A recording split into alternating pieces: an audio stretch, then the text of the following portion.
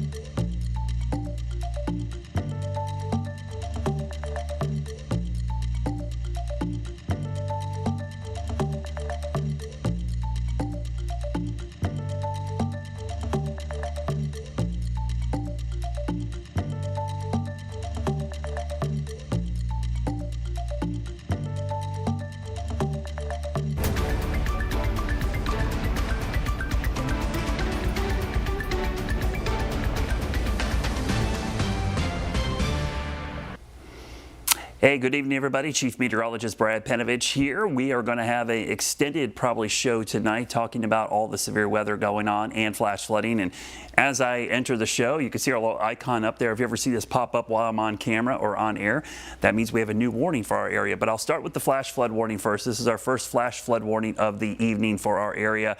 Probably not going to be the last. This is for parts of Lancaster County and Chester County. That storm's really not moving. Excuse me. We're going to go to the new warning, which is actually an extension of a previous warning for eastern Richmond County. This cluster of storms, by the way, has been the most active today. Boy, this thing has just been putting down some water left and right across our area. So we've seen heavy rain with all of these clusters. And look at this little band just kind of moving out of Anson and Stanley County, now moving into Montgomery, Moore, and Chester County. Now, stay tuned for folks that are watching in this area right in here.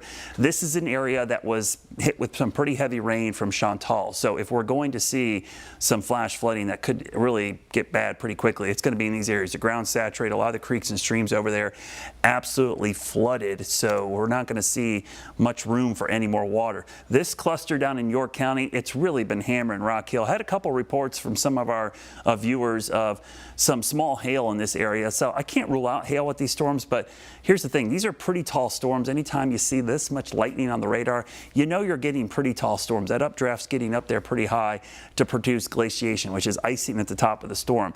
The reason we don't tend to see huge hail with this setup, even though that usually is a big hail setup, it's so hot and humid that hail is melting on the way down, so the size decreases as it moves down. But you can see the outflow boundary creating new storms from York to Newport to Lake Wiley. So Buster Boyd Bridge, Fort Mill, this is knocking on your door, Pineville, Ballantyne. This is heading in your direction. Regent Park community.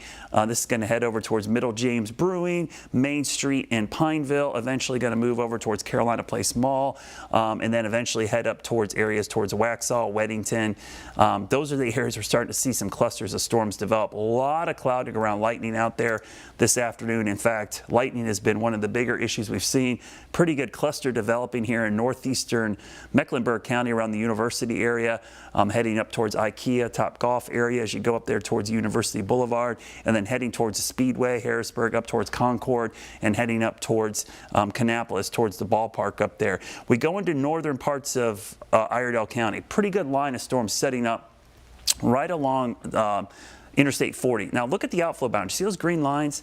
Outflow boundaries are kind of cool this time of year. You see them on the radar, but they're always a good sign of where new storms are going to develop.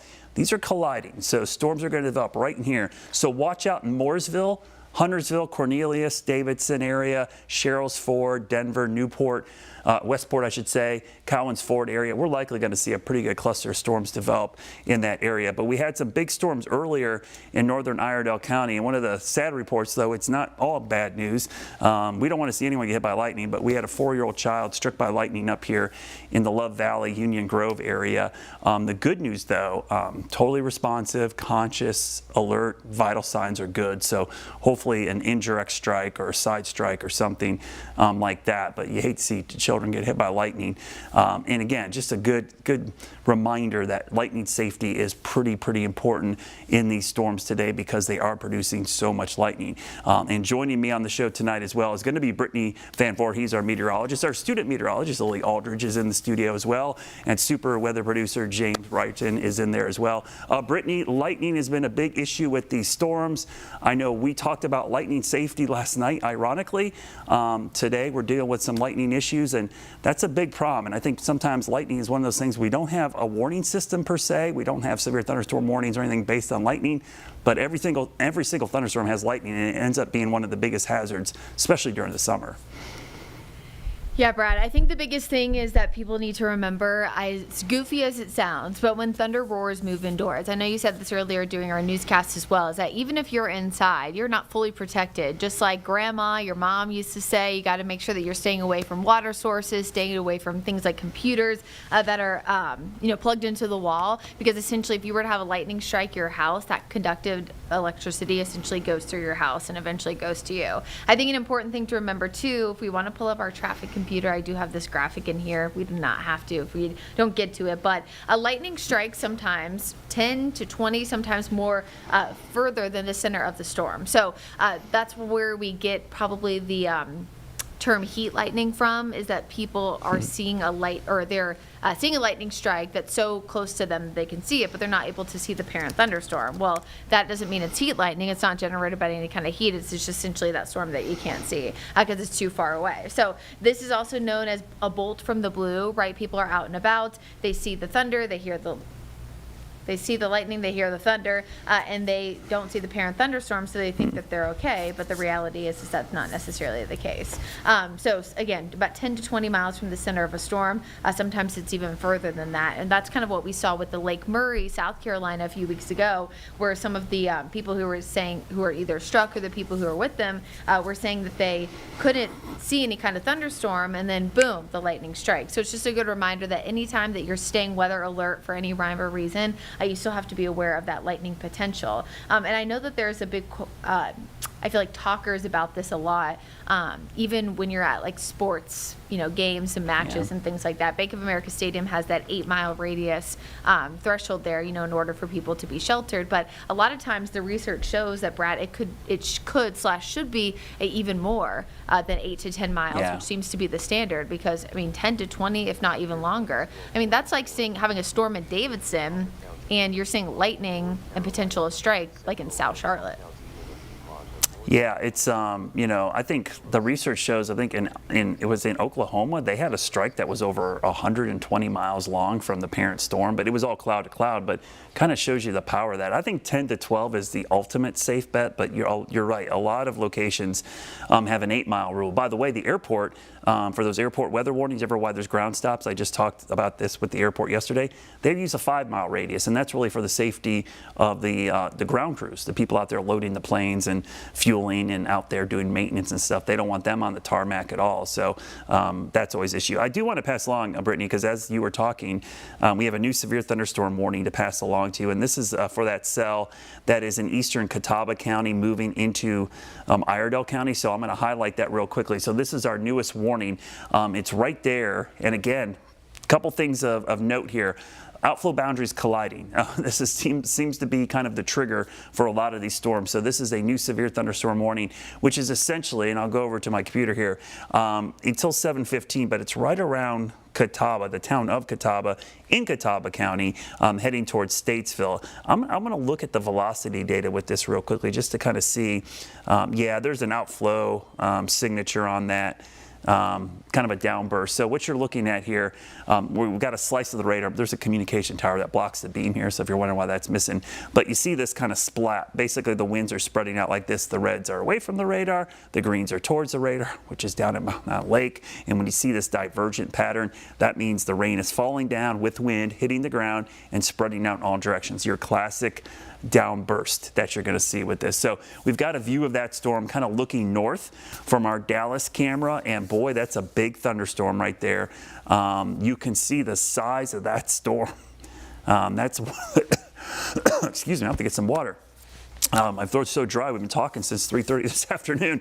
But looking to the north, you could see that anvil or mushroom cloud. I did a great explanation on my Facebook page about this because we had an isolated one a couple days ago that had everyone's attention. But that's what thunderstorms look like from a distance. Now, we've got numerous ones in the foreground, so it doesn't look quite as spectacular, but you can see the top of that anvil cloud from that storm. Now, I'll widen the radar out here, and you'll see that we've got a lot of storms kind of meandering around. I love to tell you they're moving a certain direction because here's the thing. These storms are moving that direction. These are moving this direction. These storms are actually drifting back to the northwest and then drifting northeast. But the outflow boundary, you see this green line. We're going to pause this for a second because if you want to see where new storms are going to form, watch this area right here. See this green line? So what that green line is, it's probably made up of dust, and yes, there's probably some bugs in there as well, and maybe some low clouds, but these are pushing out cool air.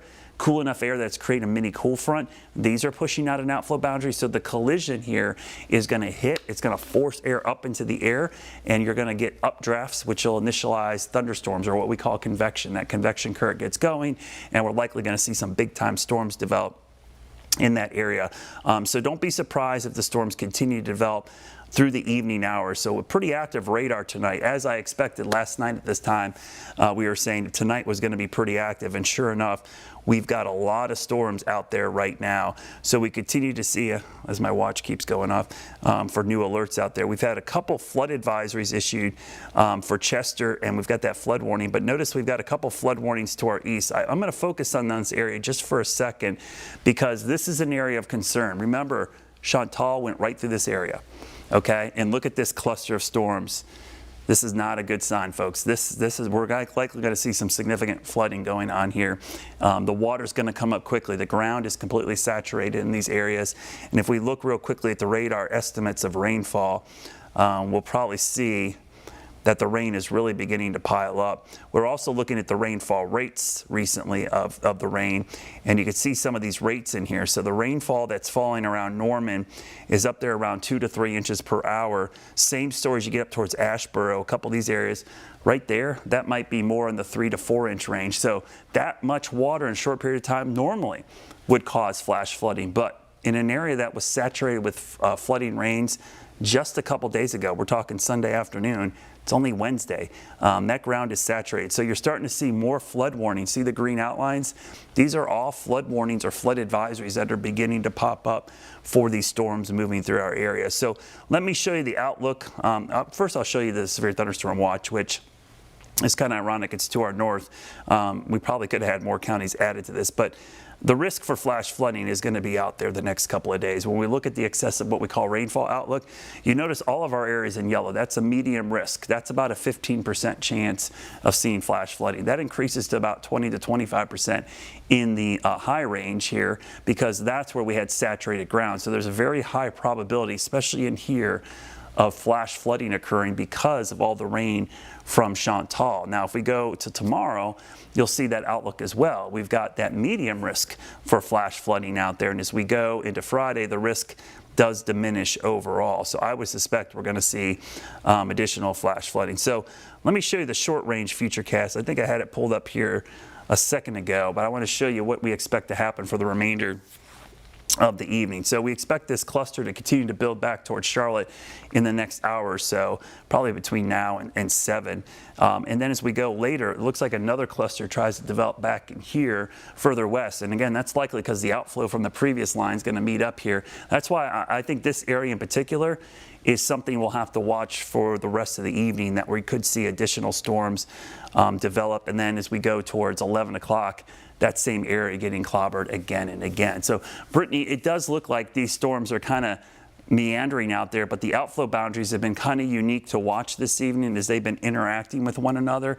And those outflow boundaries are always mesmerizing for us as meteorologists, but they're also a great cue on where we could see new storms develop. And right now it looks like that area from Charlotte to Hickory is an area we've got to watch here in the next hour. Yeah, it's certainly going to be a potential issue here. I know we have some video. I don't know, James, are we wanting to pop up any of the videos so people have this was a video that happened earlier. This is the one from Mallard Creek, James? That's correct. This is Mallard Creek. Okay, Mallard Creek. There was a severe thunderstorm moving very quickly through this area, or at least nearby, earlier today. We also had a video come in from Steel Creek as well. So a lot of these in further southern parts there of Mecklenburg County down toward South Charlotte, down toward the Pineville area. I mean, I guess technically Steel Creek is on the other side of 77 of Pineville, but still, just in general, just to give you an idea of where the storms happen. As Brad mentioned, this is a really similar setup. I want to remind folks to about 2 weeks ago, on a Wednesday night. Brad, you were in Boise. This was when Becca and I were here together. And that's one of the reasons why sometimes tracking these storms and the opportunity for them to kind of cluster on top of each other and keep forming is when you have those outflows coming from different directions. There could be one that's pushing northwest, one that's coming from the north, one that's coming from the southwest. And so not only do the storms themselves kind of cluster together as if it's some kind of sea breeze collision almost, but at the same time, that is producing more additional rainfall and storm activity that's falling on the same exact spots kind of over and over again. Yeah, and Brittany, what's weird, I was actually at a swim meet for my daughter, an all-star meet, and it's an indoor meet, believe it or not, that got stormed out. And you know why? Because the lightning was close by, and even an indoor pool, like we say with the bathtub, if it gets hit, it's not a grounded pool, so the lightning could travel in there. And a lot of folks were looking at the radar, and everyone has a radar app on their phone, and they try to be, an amateur meteorologist. And I had to explain to people that even though it looks like these individual storms are moving northeast, watch the outflow boundaries, the back building. This is where you're going to see new storms develop. A lot of people I heard at the pool were like, these storms are moving on, and we had some in the Harrisburg area that caused the lightning delay. People are like, oh, they're moving away, but you could see an outflow boundary producing new storms back here. And that's what we're watching. So you got to be careful looking at the radar. If you don't know what you're looking at, you might think these storms are moving out, but there's some subtle signs here that these outflow boundaries move in the opposite direction. New storms are going to develop back here. And even down here, you're seeing what we call back building. The storms are moving that way, but on the back side of the storms, they continue to build and extend to the back side. So it's kind of like if you had a car with a trailer and you kept adding more trailers to the back of the car. The car's trying to move, but the trailers keep getting longer and longer, so it actually ends up pushing back to the west. So that's why we will probably see this area fill in pretty significantly over the next couple of hours. And I do think the setup today is unique in the fact that, typically mid to late afternoon is the peak heating and we get the biggest storms. Today, because of the setup, it's more like middle to late evening, maybe even into tonight.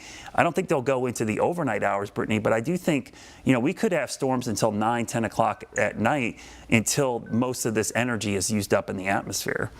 Yeah, and that's part of the issue, too, when you have such hot and humid days. In fact, that day that we had similar storms I just talked about, that was the day that we hit 100 degrees at Charlotte Douglas. Yeah. That was the day that we had 110 for the heat index. And so when you have all of this untapped heat and humidity, that's so much additional fuel for storms to keep forming on top of each other. Now, the good news is as we look ahead to tomorrow, it does seem like a lot of the storms today, again, similar to what we had 2 weeks ago, will not necessarily rain out the chance to see a significant thunderstorm activity, but sometimes that allows for more of a stabilization start to the day, so the storms themselves won't be as high, which is honestly one of the reasons why we kind of trended down.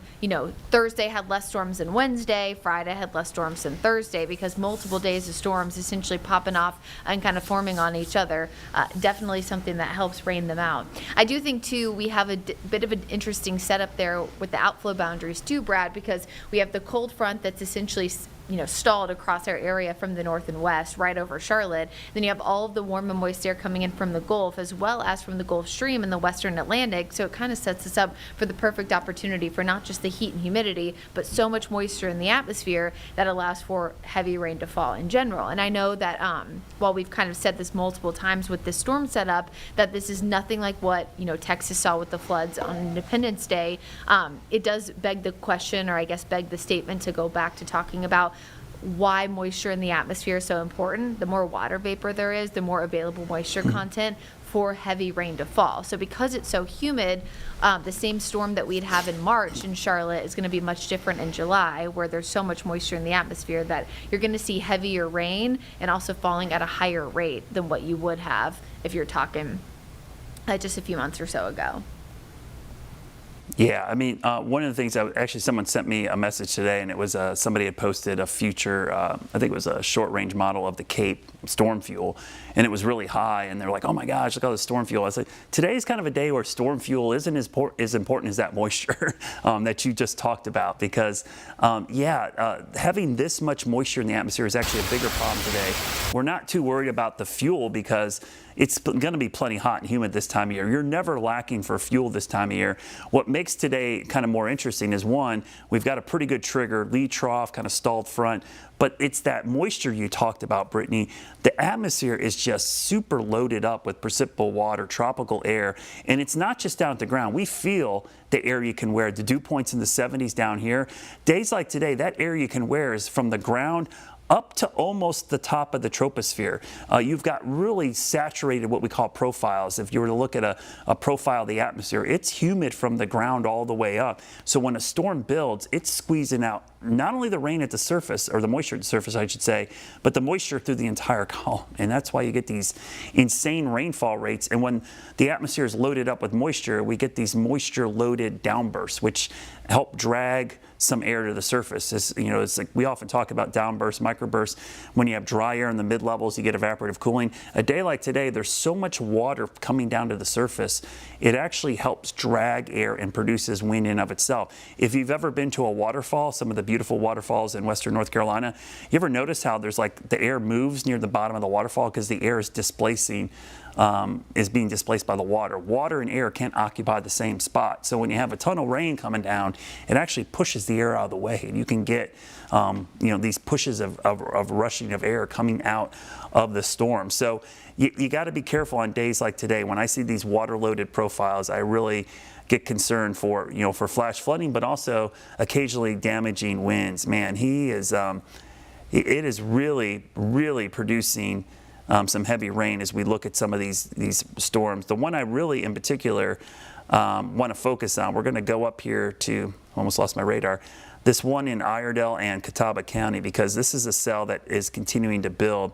And I want to look at something, and Brittany was doing a great job during our 5 o'clock show building our precipitation rates here, kind of give you an idea of how fast the rain is falling. So this product shows us roughly, now we think the scale might be a little off on this, so we'll take it with a grain of salt, but it does look like we've got some rainfall rates in here that are probably close to 2 inches per hour. So, is it going to rain for a whole hour? Every time I show these, I'm like, that's a lot of rain, but it's likely not going to rain for an hour. But if it rains for a half an hour, that means you're going to get an inch of rain, basically.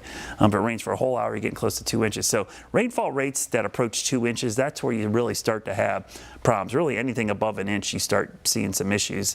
And we're seeing that in a lot of these storms. The rainfall rate is a really good indication of how much moisture is actually in the atmosphere. So I think that is something we'll have to watch, because I think the flood threat, boy, the lightning's going up too.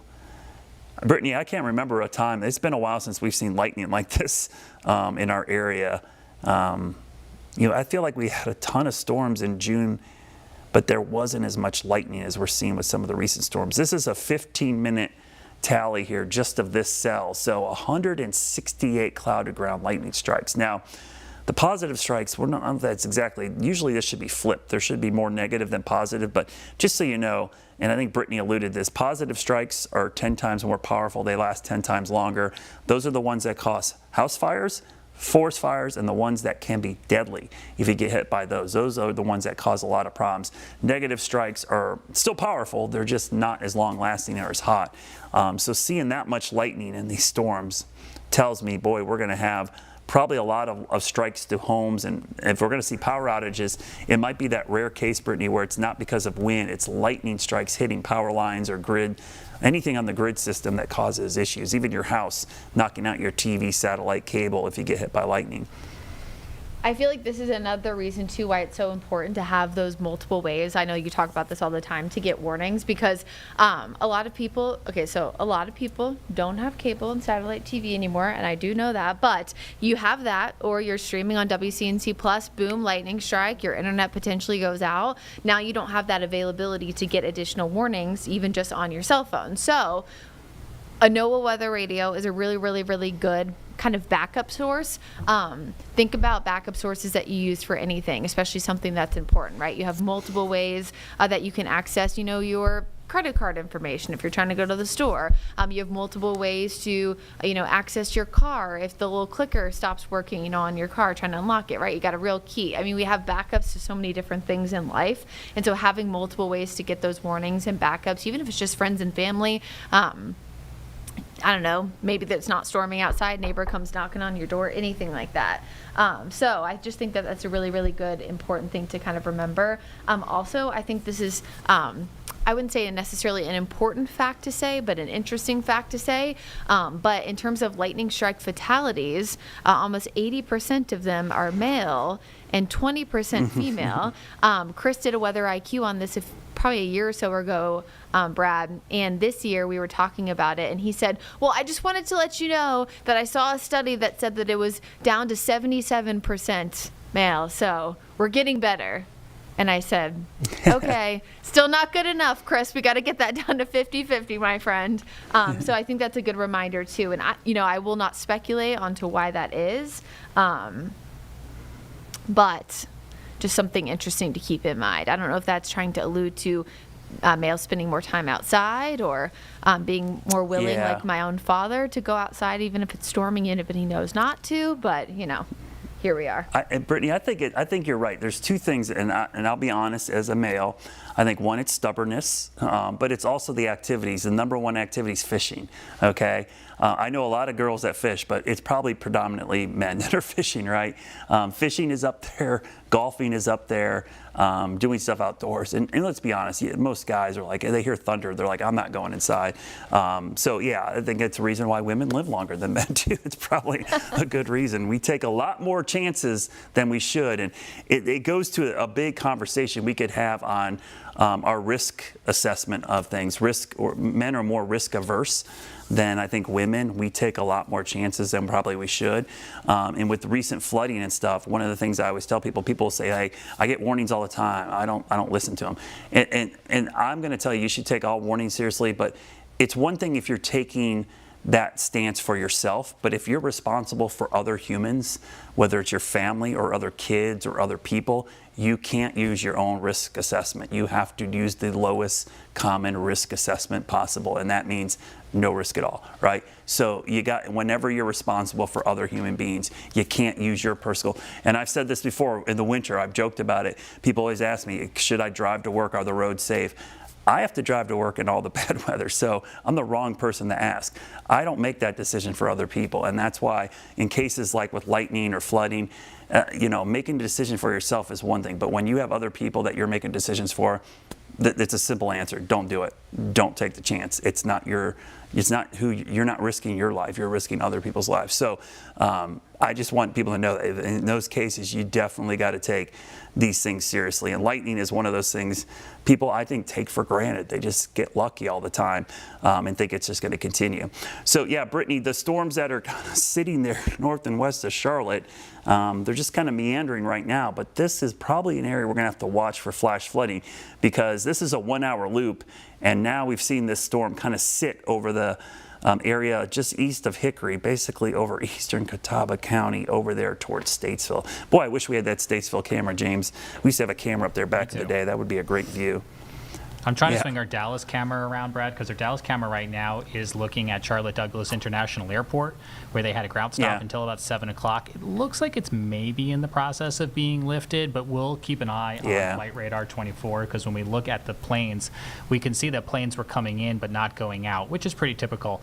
But as for the camera, you're right. Our Dallas camera is wonderful. It's super powered. It does lots of things, but the one thing it can't do very well is look north, because the camera had to be mounted someplace, and it is on the south side of the tower, so when we try to look north, we see a beam. Yeah, so James, that ground stop, ironically, I just did an Ask Me Anything with the airport yesterday about this, and sure enough, at 5:58 as my clock here, we had a storm on property, cloud to ground lightning strike within 5 miles of the airport. So a ground stop would be enacted, and it would stay in effect for 30 minutes until there's no more strikes. But let's go 30 minutes into the future here, and you can see that storm hung out for a while. It was close enough.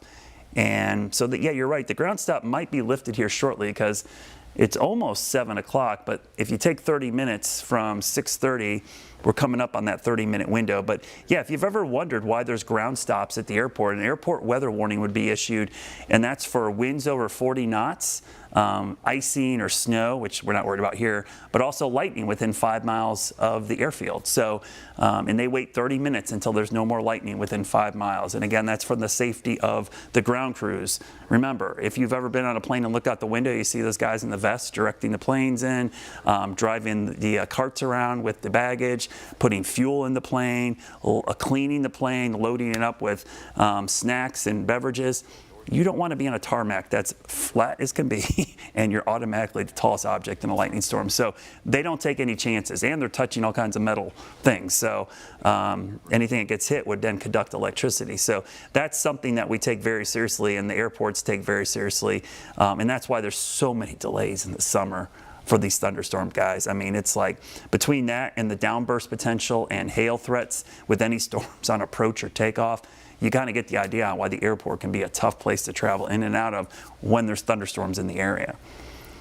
Also think too, sometimes weather gets a bad rap as well when it comes to any kind of weather delay, whether or not it's something as simple as a ground stop or something that is, 100 flights delayed at X, YZ airport. I won't say KCLT just because I don't want to freak people out. But Brad, it's not always the current weather that's going on. Sometimes it's the weather that's multiple days prior because, there's the FAA regulations for flight crew and pilots, how many hours of rest, how many hours, in between flights that they're able to do. So sometimes weather multiple days past or even at other airports, like a dense fog advisory or severe weather or something like that can be something that delays it, even if it's not actively happening at Charlotte, which I think confuses a lot of people when it's like sunny and 75. And they're like, why is the airport saying that it's delayed because of weather?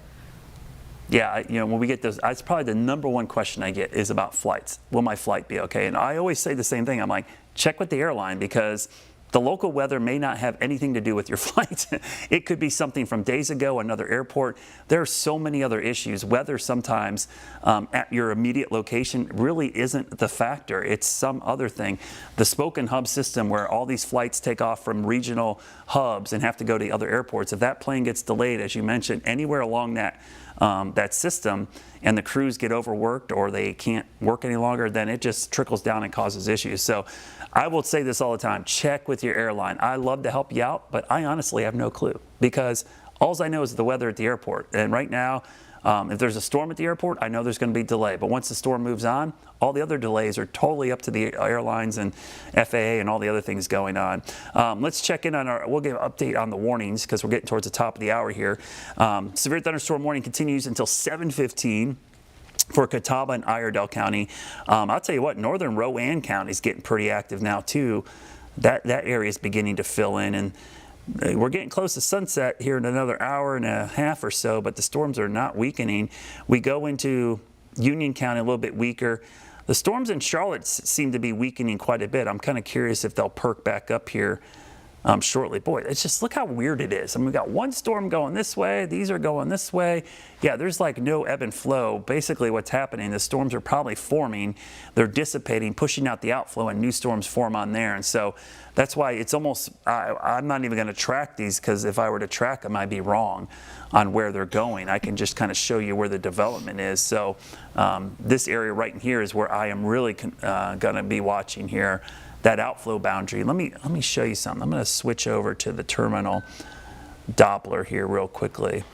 And we're going to see that. I do want to give a really quick update. We did get one or two small reports. Power outages reported in Lancaster County at the Lynch's River Coop. Right now, it doesn't look to be that many. And there's also reports in Lancaster County of flooded roadways on Oak Ridge Road. So just wanted to note that for any people who are in Lancaster County. Now back to the one, the only Chief Meteorologist, Brad Panovich. Yeah, that's where our flood warning is, by the way, and we'll talk about the flooding down there in a second, but I wanted to highlight this. We've got still a pretty good outflow downburst signature showing up on the radar. This is coming out of the Claremont area towards Sherrills Ford, and I'll quickly kind of show you the wind speeds in here. I got to grab my velocity data so we can kind of show you. And again, the negative number means it's going towards the radar, which is Mountain Island Lake. So 35, 40-mile-an-hour winds just off the surface. So those aren't crazy high, but definitely some gusty winds in there. And if you're in that area, that will definitely knock a branch down, blow around some lawn furniture, loose items in the yard. But all in all, not crazy wind. I think the lightning is by far the worst part of this. So let's go down where Brittany was just talking about. Boy, I could see why we have flash flooding down there, Brittany. Between Great Falls and south of Lancaster, look at some of these totals. We're going to put some totals on here. Let me grab the rainfall. So Great Falls area, and then areas north of Heath Springs down towards Lancaster. I mean, the rainfall estimates from the radar, at least are 6 inches plus. So the fact that we've got some flood reports down there, Brittany's got some verification for us, that makes total sense. In fact, let me put on so there's the flood report. The flood report she was talking about is right there.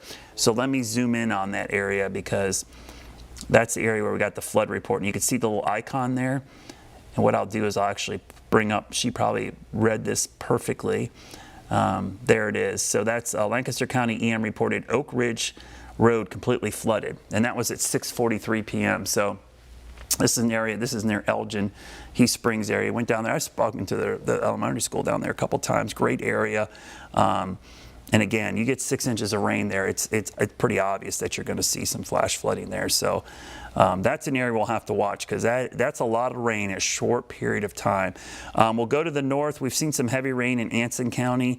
Good news, that looks pretty tolerable. That area south of Rock Hill, that might be contaminated with some hail, because we had some hail earlier. But let me show you some of the totals there, because this is the southeastern side of York County. About 5 inches there. The yellow area, excuse me, is roughly around 2.5, and then you get to about 2 inches, and then north side of Rock Hill, 0.2 of an inch. So look at that gradient. This is the nature of isolated storms. Somebody here is like, we got too much rain, and somebody over here is like, I didn't get any rain at my house. So that's kind of what happens in these isolated storms. Flooding there, and somebody's got, you know, a brown lawn and garden, and they're mad they didn't get any rain. But I expect these will fill in though, so for everybody who needs just a little bit of rain, we don't want to see flash flooding. But boy, we could use some rain in a few spots, especially with the heat that we've had recently. So speaking of that, Brittany, have you seen any other LSRs, we call them local storm reports, coming in across the area? I know we had one damage report down here towards Peachland area, which is right on the Union, Anson County. I'm going to zoom in on that, and yeah, you can see a couple of those reports. Looks like that might be the biggest area of wind damage I've seen so far. Yeah, definitely. We did have 2 reports up toward Salisbury, Rowan County. First was a crash in China Grove. It does look like there's slick spots on the roads. Could be weather related. Obviously, we don't have any confirmation of that, but I know you were tracking some of those storms in Rowan County just a little bit ago. And then we also got a report of a tree down on Airport Road. That's in Salisbury. So that's a little bit more so northeastern parts of Rowan County. But definitely could be some gusty winds and some heavy rain having a factor. Also, you mentioned before, Brad, about the lightning strikes. I mean, hundreds of lightning strikes in some of these storms. Remember, folks, lightning has nothing to do with whether or not a severe thunderstorm warning is issued. The criteria is winds over 60 miles an hour, a tornado, or hail about 1/4 inch or higher. So you could have thousands of lightning strikes. That does not quantify a severe thunderstorm. And sometimes I think we almost kind of get mesmerized by the lightning. So that probably could definitely cause some onlooking delays if you're driving. Yeah, that's you know, we get that a lot. You know, a loud thunderstorm is loud. It is, but it doesn't make it severe necessarily. Just makes it very electrical. So let's break down those reports. So that's in the Sturtevant area. We got tree down on Creek Road. Thunderstorm wind damage reported there. That's in southeastern Union County. We'll go up here. We've got damage. Again, same area. Looks like a couple areas of damage in the Sturtevant area in the southeastern part of Union County. So that's near, you know, not too far from Marshville. So let's go on 74. So the Peachland area is right here. I'll highlight that. That was the one I saw earlier. You can see that in Peachland, trees down in Peachland, thunderstorm wind damage. Not exactly sure of the location there, 518. I just know that area well. John G's Barbecue out there, definitely a must go to if you've ever been out that way. Best Texas barbecue you'll have in North Carolina. That's not a full endorsement. It's just check it out sometime. Wadesboro, got some thunderstorm wind damage over there as well. We'll show you that damage. That's right in the town of Wadesboro. Trees down in Wadesboro. So that was around 5:20. So that storm definitely had a lot of wind in it down there in Union and Anson County. And then we saw the flood report down in Lancaster. I know, I'm glad you jumped in the chat on this. We got some conflicting reports about this lightning strike up in Iredell County. Corrected, Brad. It looks like it was just corrected. So I think it was the 40-year-old, not the 4-year-old. But I'll let you go ahead. Just wanted you to see that it was corrected. Corrected, previous lightning strike. Okay. Adult struck. So, yeah, somehow the report got 4 and not 40. So, yeah, lightning strike was an adult up in there. So that's, I mean, not that it's better news, anyone getting hit by lightning. You never want to see that. But yeah, we had a conflicting report there. So that has been updated. I'm actually going to update that for the web as well. But yeah, that was a lightning strike up there in the Love Valley area, which actually makes sense. I think most parents will be like, hey, kids, get inside. But definitely could see that happening with somebody maybe working outside or walking or doing something. So we don't want to see anybody out there. Also, some wind damage reports coming in out of Caldwell County. We'll quickly highlight those. Looks like right near Lenore. had a tree down. That's from the storm. That was the first severe thunderstorm warning, by the way, we had of today. That was up there in parts of Caldwell County, and that produced some tree damage in the city of Lenoir. So we'll widen it back out, kind of give you a recap here. The one warning in our area is going to continue for about another 5 minutes. We'll see if we get any more. I think we might, I can't rule out an isolated severe storm, but I think the flood risk, honestly, is going to end up being our biggest issue probably for the remainder of the evening, Brittany.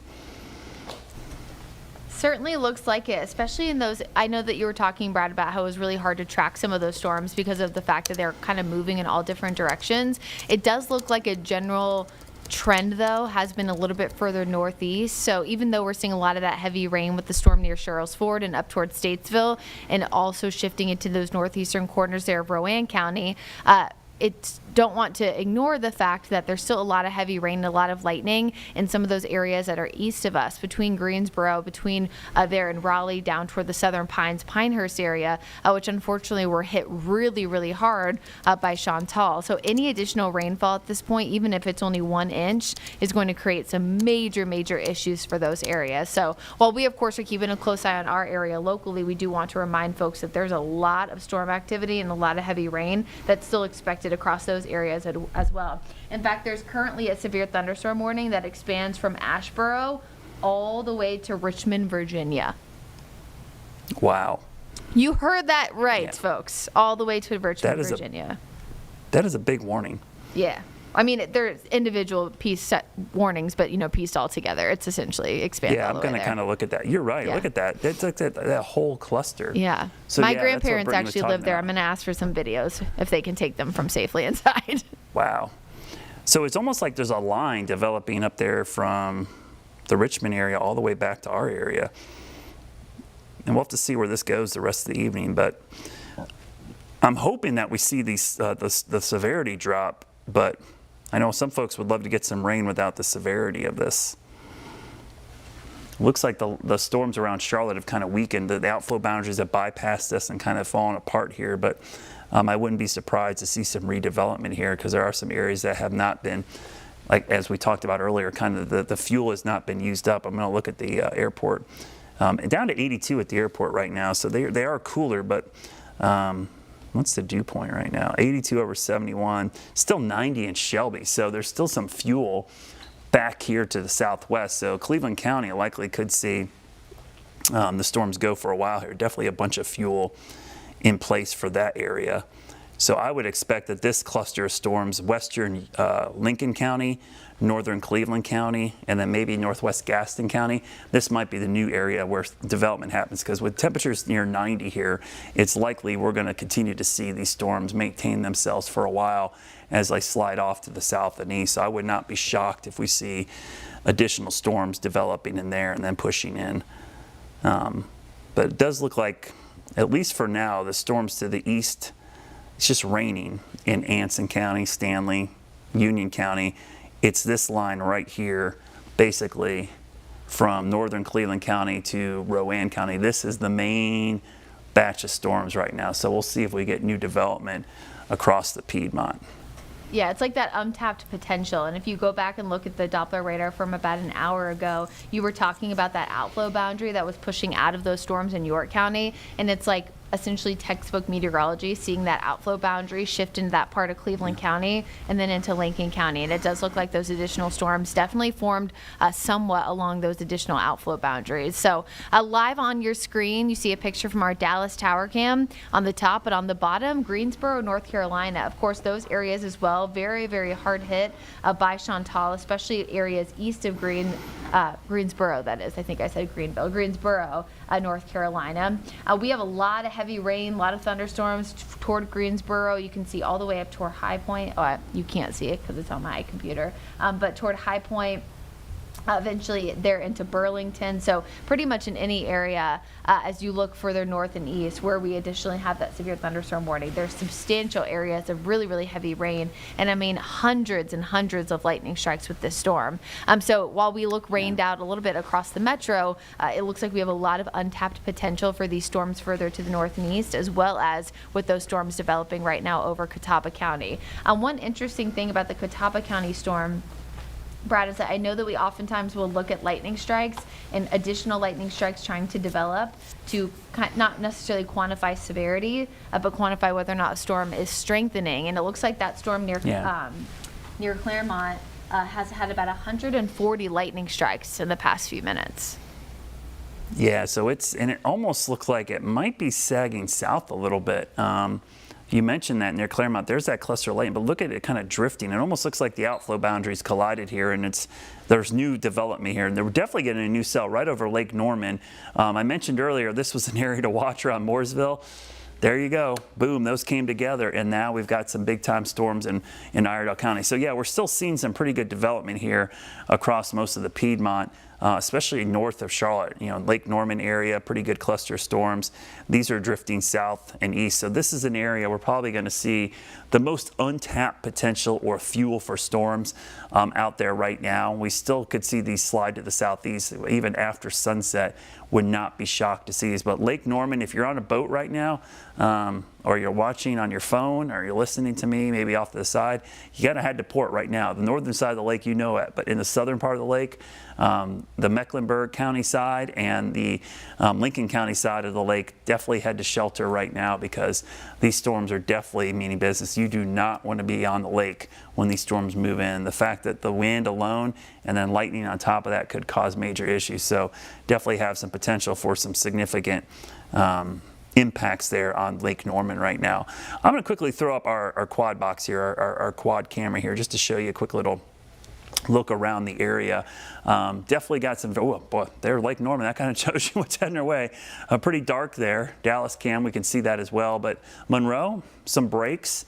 Anson County, after seeing an impressive shelf cloud earlier and eventually moving right towards the camera, and then downpours. But Lake Norman, this is up towards the Freedom Boat Club area, if I'm not mistaken. Kind of looking in the cove there. That's 77 in the background.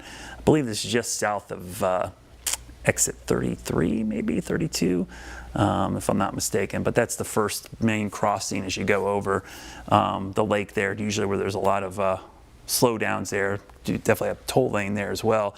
But that's pretty dark. That's the storm building just to the north that is going to be moving over the lake. I'm going to show you that on the radar just to give you a quick idea where that is. Brad, we have some new pictures from Mooresville here too. Oh, great. Yeah, so that's kind of the focus right now is the Mooresville area. So some new pictures. So that's the cloud. I kind of saw that, guys, actually from our camera there. So in Mooresville, we're seeing that approaching. That's a pretty good shelf cloud moving in that area. So yeah, I'm not surprised we're seeing that off to the north. That looks like the cell that we saw from the camera. So the cove we were looking at, that right here is where that cove is. So you can see we're looking out this way, and so that was the crossing. So that's the dark cloud heading our way. Mount Morin's right there, Cornelius, Lake Norman. So that's not exit 33. That's going to be closer to exit like 28, 29 or something, because Birkdale Village 73 is going to be exit 25 right there. So yeah, that kind of area where you've got Lincoln County, Mecklenburg County, Iredell, and Catawba County all come together right there. Brad, we're getting a lot of shaking on this I-77 camera. Yeah. Boy, that was really rocking and rolling there for a second, wasn't it? So, yeah, look at the wind. You think the camera's loose, but look at the trees there on the bottom. The wind's blowing pretty good, so some pretty gusty winds out there. James, where exactly is that? This is mile marker 30 on the lake, Brad, so this is going to be this is a little just northern Meck, southern Iredell. Yeah, so this is pretty close to the county line with Iredell, yeah. I believe, in fact, on the bridge there is the sign that says entering Iredell and Mecklenburg County. Yeah, so there's definitely some good outflow coming from that at the very least. I'm going to look at the velocity. Pictures. Oh, yeah, there's a lot of wind there, guys. Hank just tweeted us some pics of Mooresville. So, yeah, definitely have some strong winds moving through there. Two outflow boundaries collided in this area, so we're probably going to see. Now, that might be just a loosely mounted camera, but that is a lot of shake for that camera. And again, this cluster of storms that seems to be developing pretty quickly across North Meck. So, as of right now, I believe we do not have any warnings for our viewing area, which is a good thing. But we are watching these new storms develop, and we'll have to see if we get some new warnings issued. Basically, one giant special weather statement has been issued for that area on those northern storms. But I would not be surprised to see a warning pop up. The one area I think that is something to watch, and Brittany alluded to this, we look for lightning jumps, kind of where we think storms might be getting a little bit stronger. What lightning tells us is the updraft is strong. It's still growing. Because when the updraft's going up, you're getting higher in the sky. And what that does, it's getting colder, and you're getting friction, and you're getting static electricity buildup. The way you get lightning is you've got to get up to where there's ice in the cloud. And it seems kind of weird in the middle of the summer.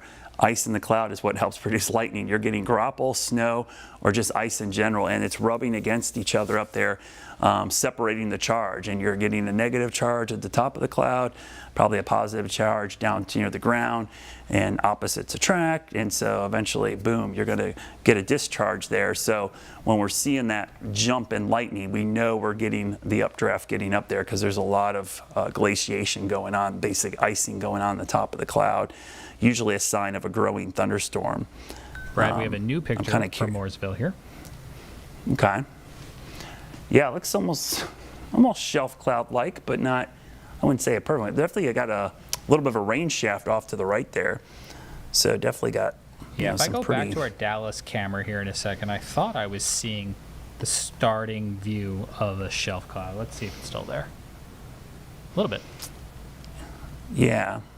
So I'm looking at some echo tops here, and I can't. Let me see if I can do this. I'm going to show. So that lightning jump I just talked about in western Lincoln County, what do you think that top's at, guys?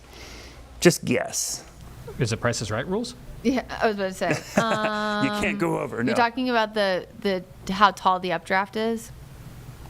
Yeah, that storm is right there, western Lincoln County. I'm actually going to. 32,000. No, it's actually, according to the radar, the Echo Top radar reports 50,000 feet. Wow. Holy guacamole. I would still win Yeah, so let me Price is see. Right rules. Yeah, you weren't over. That's good. So yeah, like our Doppler slicer shows like 40, but my other radar source, which shows Echo Top, shows it. I'll read it to you because I was just looking at it. So this area is, I'm going to zoom in on it. It's just west of Lincolnton. Echo Top is 50,200 feet. So it's this cell right here. So it shows it about 45, but I've got it closer to 50,000. That's a tall thunderstorm, guys. That is up there. So yeah, that's a pretty potent little storm moving through Lincoln County. Yeah, I've got it to 50,000 feet on my radar. So I don't know why our Doppler slicer is showing. It's kind of cheaping it out a little bit there. I think when it gets closer to the Dallas camera, we'll be able to see that shelf cloud a little bit better because it's just too far away to have quite the definition we need to see it, but it's there. So yeah, looking northwest, you definitely are probably going to see that coming at the radar. My question is, Brad, is there a chance that it's underdoing it just because it's so far away from our radar sites? Because, realistically, it's relatively far away from GSP. Yeah. I mean, it could be, but that lightning tells me, too, it's tall. I mean, I'd have to look. I'm going to actually look and see what the freezing levels are there, too. We're going to get a lightning strike here on the Dallas camera in just a moment because there's a delay. I can see it here in the control room before you guys see it on the screen. And so you can get a lightning strike here in just a moment on the Dallas camera. The anticipation is We good. had a pretty good one. I'm really overselling it. It's going to be on the right-hand side of the screen. There it comes. Boom! Oh, there it is. We saw it. It was a good jump. That moved pretty. Oh, that is a nice little shelf coming at us. Yeah. So yeah. Looking at my my Doppler slicer on my side, this thing's at 50,000 feet tall, and we've got, boy, it's up there. It's like minus 40 Celsius. It's pretty cold up there. We've got a lot of precipitation way above the minus 20 line, so you're going to get some pretty strong lightning, but also we could see a downburst come out of that cell. So we'll have to watch that one. So this one right here, and this is what I'm talking about. This one is got the potential to be warned for here pretty soon. So I would not be surprised to see a warning with that. Echo Top is still pretty far up there. Yeah, that's a potent little storm. That might be one of the taller ones I've seen in a while. Definitely got a nice anvil to it as well. Don't see any hail in it though, so it doesn't look like any hail. It's just a lot of moisture high up above the freezing levels. Brad, I saw your post, even though I wasn't working with you the other day, and you were actually talking about the anvils and how it's like, it seems like every single time we have a storm, people are seeing them for the first time, just because of the mushroom top. And I feel like based on just all the weather we've had the last few days and weeks, and even just Helene last year, you know, people have a little bit of weather storm anxiety. Do you want to, I mean, you don't have to tell me. I know the answer, but do you want to give the people what they want, which is an explainer as to what that anvil is caused by? Yeah, so oftentimes, you know, when we see the anvil or the mushroom clouds, basically what we're looking at, and I guess the best way to kind of look at this is we will use the Doppler slicer, because I think it does a pretty good job of explaining. We'll kind of slice this storm in half here, and I'll turn it on its side. But when we get these storms isolated, people tend to see them for the first time. And I'm going to turn the lightning off. But what we're seeing is the updraft. So this is the updraft going up into the sky. And remember, once you get to about 35 or 40,000 feet, depending on the time of year, it's something called the tropopause. That's where the troposphere transitions to the stratosphere. All the weather happens in the troposphere. Now, there's rare occasions, and it does happen, where we get what's called an overshooting top. These storms can get so much momentum that they shoot up high enough they could punch briefly into the stratosphere, and those storms are the strongest. They are very severe because it's really cold up there, it's very dry, but eventually that's going to come back down. But the reason the storm gets up there and spreads out is in the stratosphere, it's less dense. There's no moisture, and the temperature actually starts to go back up. Remember, there's ozone in the stratosphere. That's where the ozone layer is, and the ozone absorbs UV light, and the temperature actually starts to warm back up. After being colder with height, it briefly warms back up. So the storm basically can't go any higher. It likes to stop right there, and so it will spread out like it's hitting a ceiling, and you'll get an anvil or a mushroom-shaped cloud. But occasionally, like we're seeing in this 50,000-foot storm, the momentum is so strong, the updraft is so strong, it kind of overshoots the ceiling and comes back down. A good way to envision this is I do this with my kids all the time. It's we take the pool and we take the ball into the pool, like a volleyball or a soccer ball, and you hold it underwater and you let it go, and it comes shooting out of the water because it's more buoyant than the water. Well, this is happening in the atmosphere. The air is so buoyant, it has so much momentum, it actually shoots not out of the pool, but out into the stratosphere, and then comes back down. And that's why you see those really cool looking shaped clouds when they're by themselves. It's hard to tell right now, unless James is going to show me a spectacular Dallas camera, which shows it. But when they're by themselves, you can see it. When they're together, other clouds block your view of this often. But there's our Dallas cam. How's that shelf cloud looking? I can see it. It's getting closer. Ooh, that's going to be a good one. That's going to be a good one, guys. We got to do a time lapse of that one. Already underway.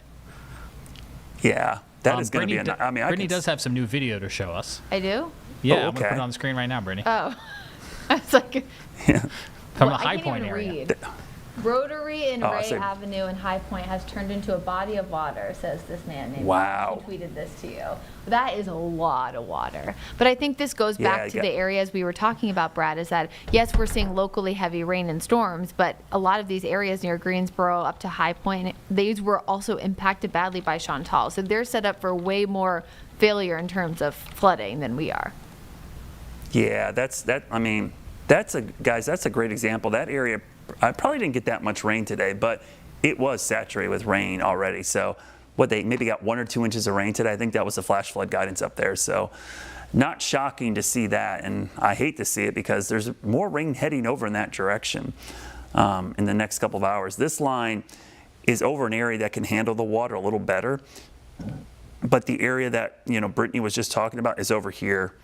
You see all the warnings. Man, there's a lot of warnings over there. I'm actually just going to turn the regular radar in here for a second just so we can see it.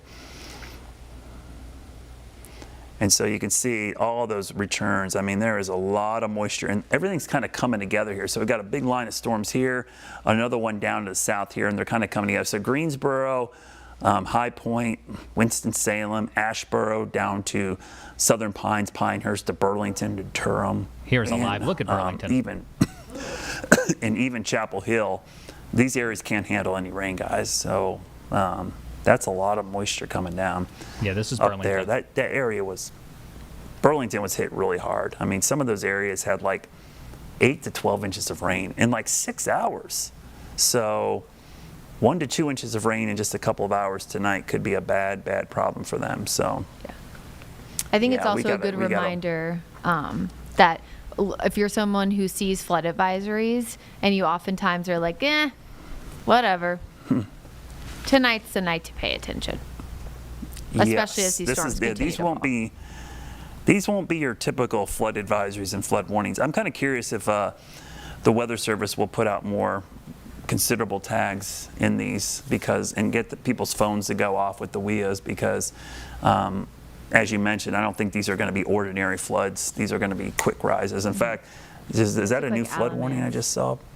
Yeah. That looked like a new flood warning just popped up. Guilford, Granville, Orange, and Person, North Carolina all just got a flash flood warning. It doesn't. Yeah, I was gonna say, I don't think it's a considerable tag, but I think it's the base.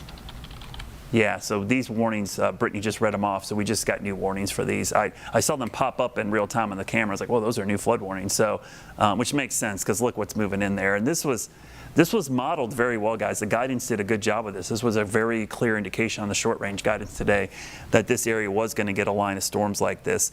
What we haven't seen yet is what happened in the Charlotte area, but I think this line's kind of coming together to the west, and it looks like it's drifting our way. So we're seeing new storms develop now in western York County, southern part of Cleveland County, and Gaston County. So that outflow boundary collided, prompted those storms, and it is definitely producing a pretty good shelf cloud that is likely going to head towards the camera here momentarily. I'm kind of curious. I want to bring it up over here now. I'm going to bring up the Dallas camera on my screen here, guys, and I'll kind of get in front of it here briefly. So we're going to see this in a second. So look at that. That is an impressive shelf cloud. It looks stacked. So it looks like a stacked shelf cloud. That's even more impressive. So yeah, this is coming right at the camera. Getting dark. Here we are. It is right now. I have 7:32. Sunset is at 8:40 p.m. local time. So we've got plenty of time for visibility for this to come our way. And as dark as it looks right now, I should tell you, we're way, way far away from sunset, over an hour. So the fact that it's still this dark is pretty ominous looking. We'll save that image.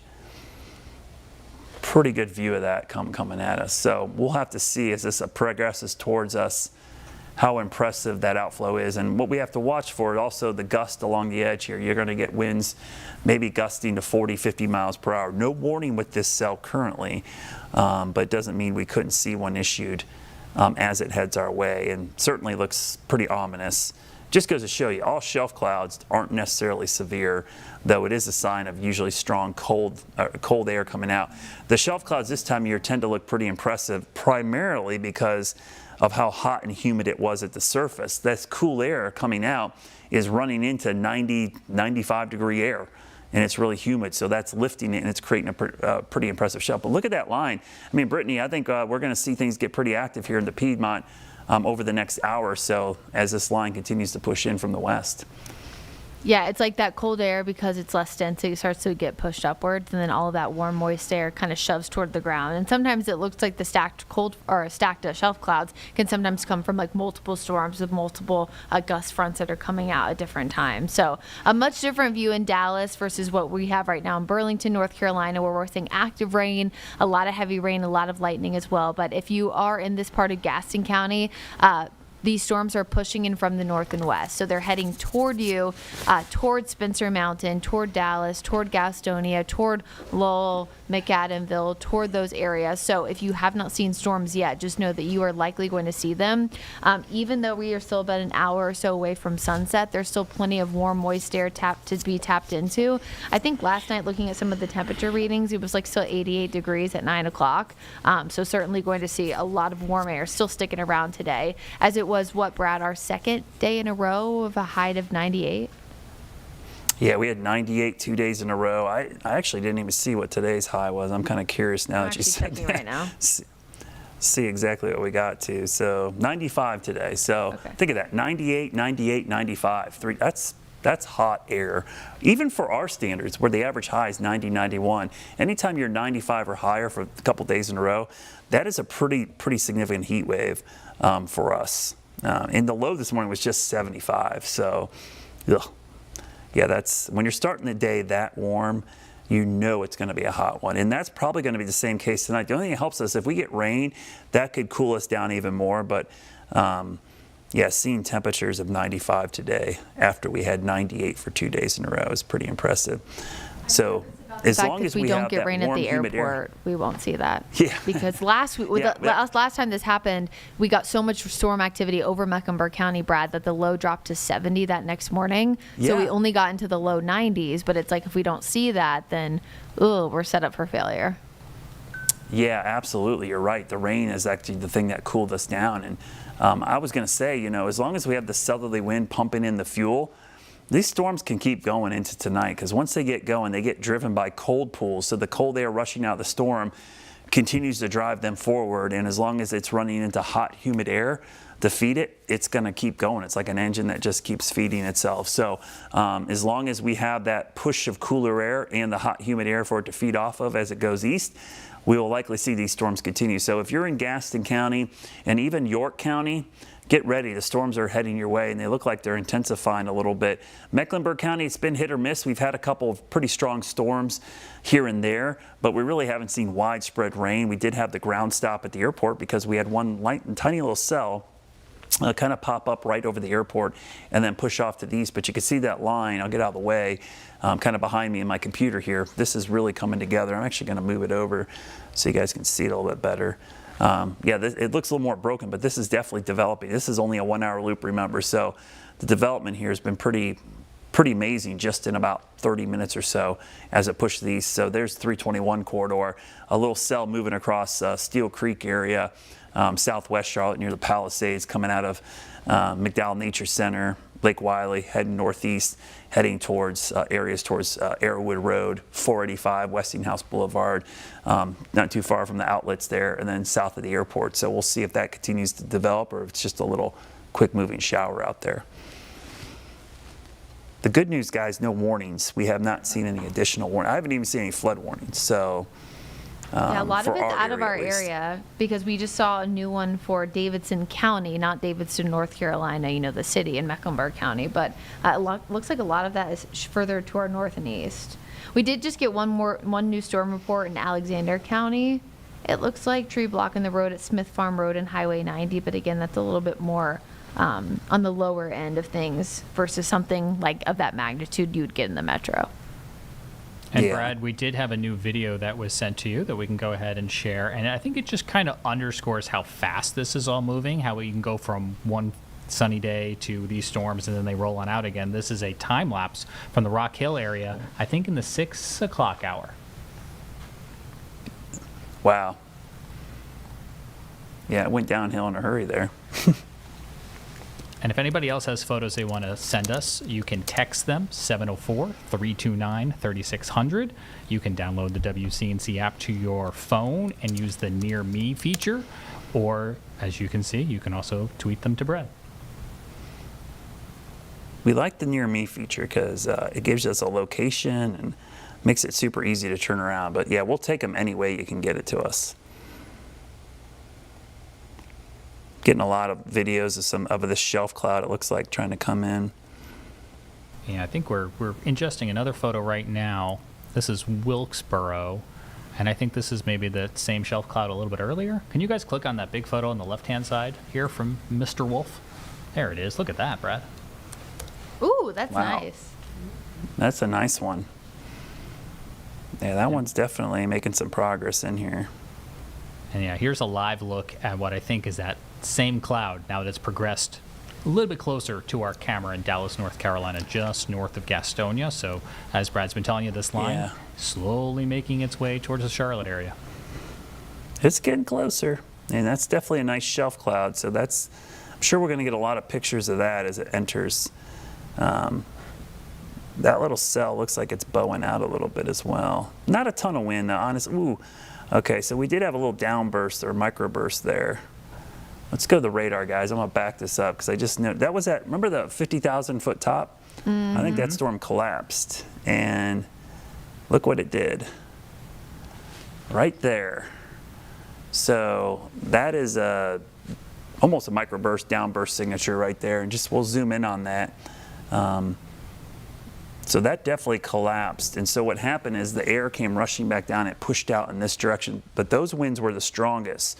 So if we look at those winds right there, we'll see 40, looks like 40 is the highest I could find in there. So non-severe, but trust me, that was probably a pretty good gush of wind that came out of there. Also had pretty good winds coming out of the storm up in Catawba County. So let's loop this and you'll see kind of, we call them splats because it looks like that it just hits the ground and spreads out and then they're gone. Another one right there, and you see how quickly they dissipate. It looks like another one developing back here in Cleveland County. So those are definitely producing some wind at the very least. They may not be severe. Remember the severe criteria for a severe thunderstorm warning, not that it's not severe to you or not, because it could still cause impacts, but it's 58 miles per hour. So 40 to 50, usually we get a special weather statement just telling you, hey, it's a strong storm. But look at all the lightning here. So this little cluster putting down some downburst, some strong winds, and definitely a lot of lightning. So this is pushing east. And so our Dallas camera, by the way, is right here. So the camera views we're seeing of that shelf cloud are likely going to be what's heading right at the camera, which I'll zoom in because I want to show you where Dallas is. It should pop in there right there. So there's Dallas, and our tower is actually north of Dallas in these areas. If you've ever driven up 321, I'll spit it out, you'll see off to the right there's a bunch of giant towers, several TV station towers over there, 3 of them, by the way. Ours is the biggest. It's the biggest, over 2,000 feet tall, but they all look very similar from 321. That's where our tower is. It's up there around 1,450 feet. So you see it over on the edge of our screen right there. That's a look up there, and there's Burlington in the bottom box. That storm is heading right towards our camera, and you're going to see a pretty impressive shelf cloud moving in. And if you're not familiar with what shelf clouds are, they're one of our scary looking clouds that we often get. It's a sign of very cool air rushing out of the storm at the very least. Sometimes it could be damaging winds, but other times they're just harmless. It's more that there's really cold air rushing out of the storm. And I'll show you our shelf cloud explainer, sometimes called an Arcus cloud too, a roll cloud. That's what they look like. Pretty ominous. You see it pushing out, and the mechanism that's producing this, it can be damaging winds. Duratios have these, bow echoes can have them, but cold, dry air is rushing out of the storm.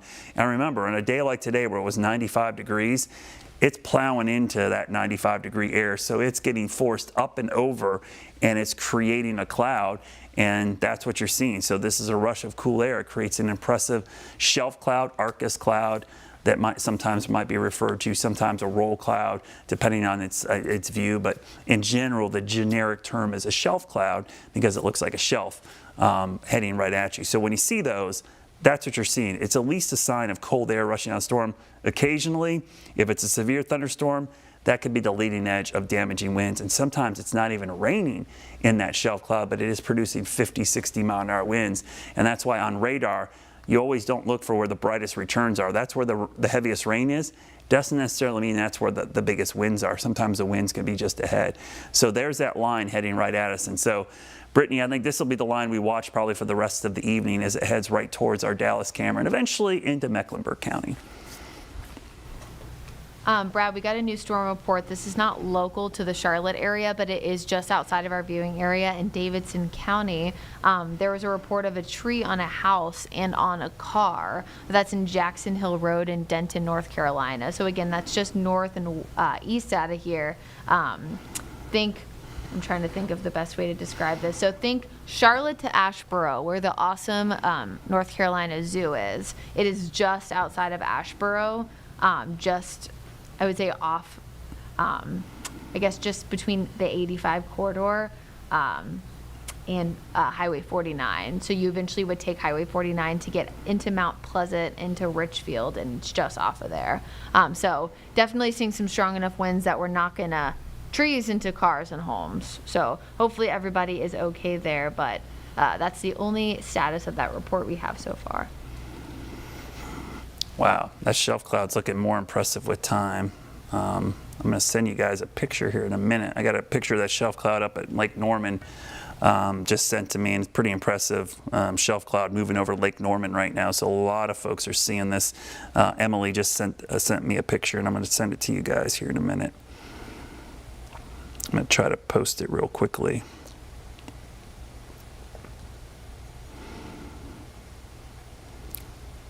Yeah, Brad, this while is you're going to be doing an that, I'm gonna impressive pop up on the screen. shelf. Keeping a really close eye on all the flood gauges across North Carolina, because as we've been telling you on WCNC Plus, after Chantel earlier in the week, it's not going to take much to start introducing that flooding. And while we do have the orange down here on the Cape Fear River, which is essentially the Chantel rain trying to work its way out to the ocean, I will flag that for the first time this evening, one of our dots that was green has now gone to yellow, and this is just outside of Greensboro. As we've been watching this heavy rain come down in that area, you can see this is the Brush Creek in Greensboro, kind of a vertical climb. Once again, we went from about 2.5 feet to 6.5 feet in a very short period of time. So the National Weather Service does have a flash flood warning out for this. Again, this is outside of our direct Charlotte area. It's up by our content partners there at WFMY in Greensboro. But I think it speaks, Brad, to the big picture, right, about that flash flood tolerance we have right now is really low. Yeah, certainly.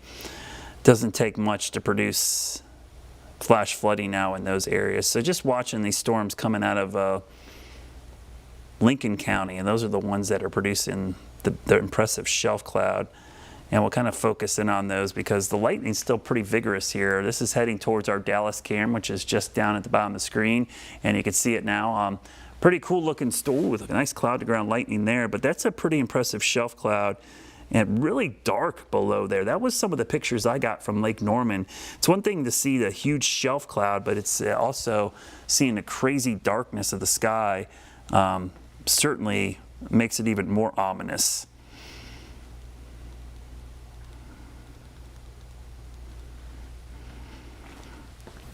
You know, Brad, it wouldn't be the So first I'm time not getting that many this, wind reports there, at least. Yeah, I mean, this camera is what, 1,500 feet above the ground, Brad? Yep, 1,500 feet up there. Not the first time we've watched a shelf cloud come marching right towards us. We've had some pretty good views from this camera, and that's one of the beauties of being up there. And this is probably going to make it all the way to Charlotte based on the trends here, especially the fact that we've got a lot of what we call unworked air. The air mass here hasn't been worked over by earlier storms. So heads up, a lot of cloud to ground lightning. We're seeing it on our camera as well. So it's one thing to see the radar show you those cloud to ground strikes, but when you look over at our cameras here, you're looking directly at that camera from Dallas.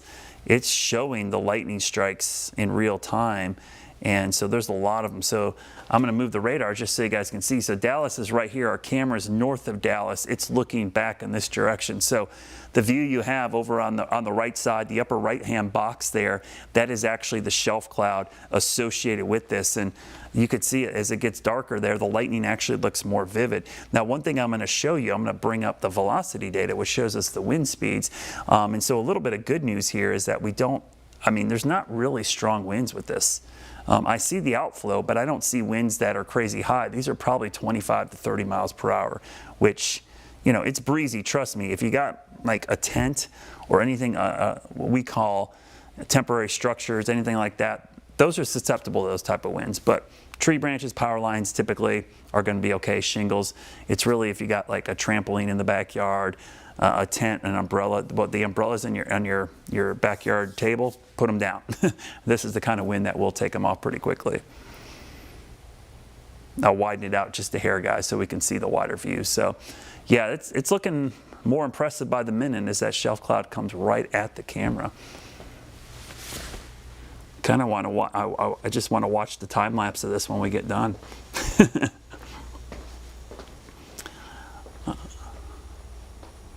Yeah, so we're looking almost exactly due northwest.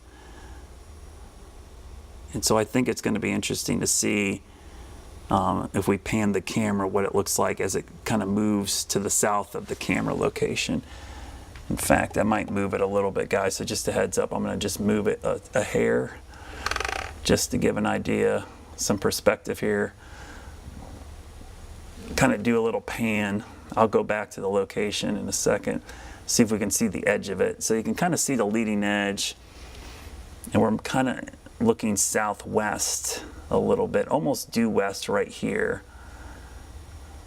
So off to the left here, and it's going to take a second to pan. You'll see Crowder's Mountain briefly to the left, and then I'll pan it back. There's a little delay as I'm doing this, so you guys don't see this in real time like I see it. Just had a new flood advisory issued here in a minute, and I'm going to show you that for parts of Rowan County. I'm going to pan back to the right, and we'll see this storm approaching. Wow, that's going to be impressive. So I'll pause it right there again. So a little bit of delay as I move it, but you guys will see this in real time on the screen. So watch it pan back to the right. You'll see us going back to the right here, and that's the edge of it. And wow, that's just impressive. So yeah, that's heading right at the camera as we speak. So let me show you the new warnings we've had, if I can get them to pop up correctly. I'm gonna try to show them to you here. So we've got a couple flood advisories that have just popped up. I'll make sure they're all turned on here momentarily. We'll zoom in. We've got a couple flood warnings northeast. These are all flash flood warnings, but we just had a new flood advisory issued for parts of Rowan County, and I'm going to try to get it to pop up. For some reason, our warnings aren't populating correctly here, so we'll have to turn them on. We'll turn on the flood advisories. Give me 1 second here. We can get them to populate. For some reason, they're not showing up here. Oh, new severe thunderstorm warning, guys, for that cell heading right towards our camera. So this is a new severe thunderstorm warning that is in effect for Gaston and Lincoln County. This is the cell that we've been watching, the shelf cloud off to the side there, just the upper right-hand corner. This is a new warning, just came out, severe thunderstorm warning for parts of Gaston and Lincoln County. This is up until 8:30 p.m. And again, there seems to be an enhancement here of lightning there and there. That tells me that the storm's getting stronger. We'll look at the velocity data, and yeah, kind of a downburst signature showing up right there near Lincolnton. So the fact that we've got a downburst signature showing up there is probably why you're seeing this warning get issued. So not surprising based on what we're seeing on radar right now. I haven't seen any reports coming out of that cell, but certainly looks like it's going to produce some wind. And sometimes the warning comes out before the wind, and that's the whole point of these warnings, is to kind of get that leg up. Sometimes you got to look above this storm. We'll look up in the upper parts of this storm to see if there's a descending, what we call reflectivity core. And what that is actually the wind and rain falling down to the surface that we know eventually is going to cause severe winds. So we'll do the Doppler slicer here real quickly, and I'm going to move this. I got to move the warnings out of the way so we can see what's going on.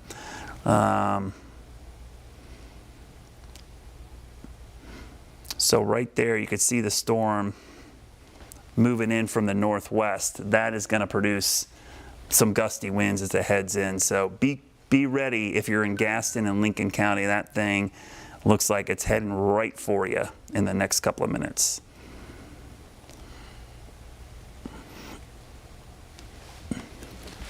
I'm going to go over and look at the camera again. We move it around a little bit.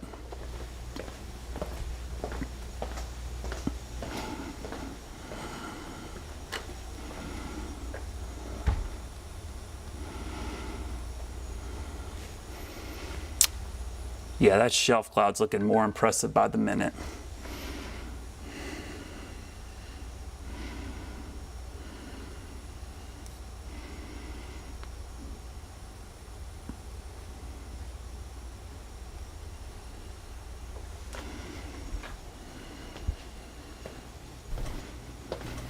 If you guys were looking at that shelf cloud there, you just saw some lightning popping in.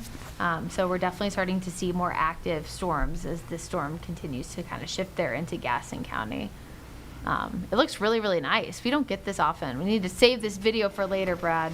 Next time we do a weather IQ. Yeah, that is an impressive line. Yeah, that is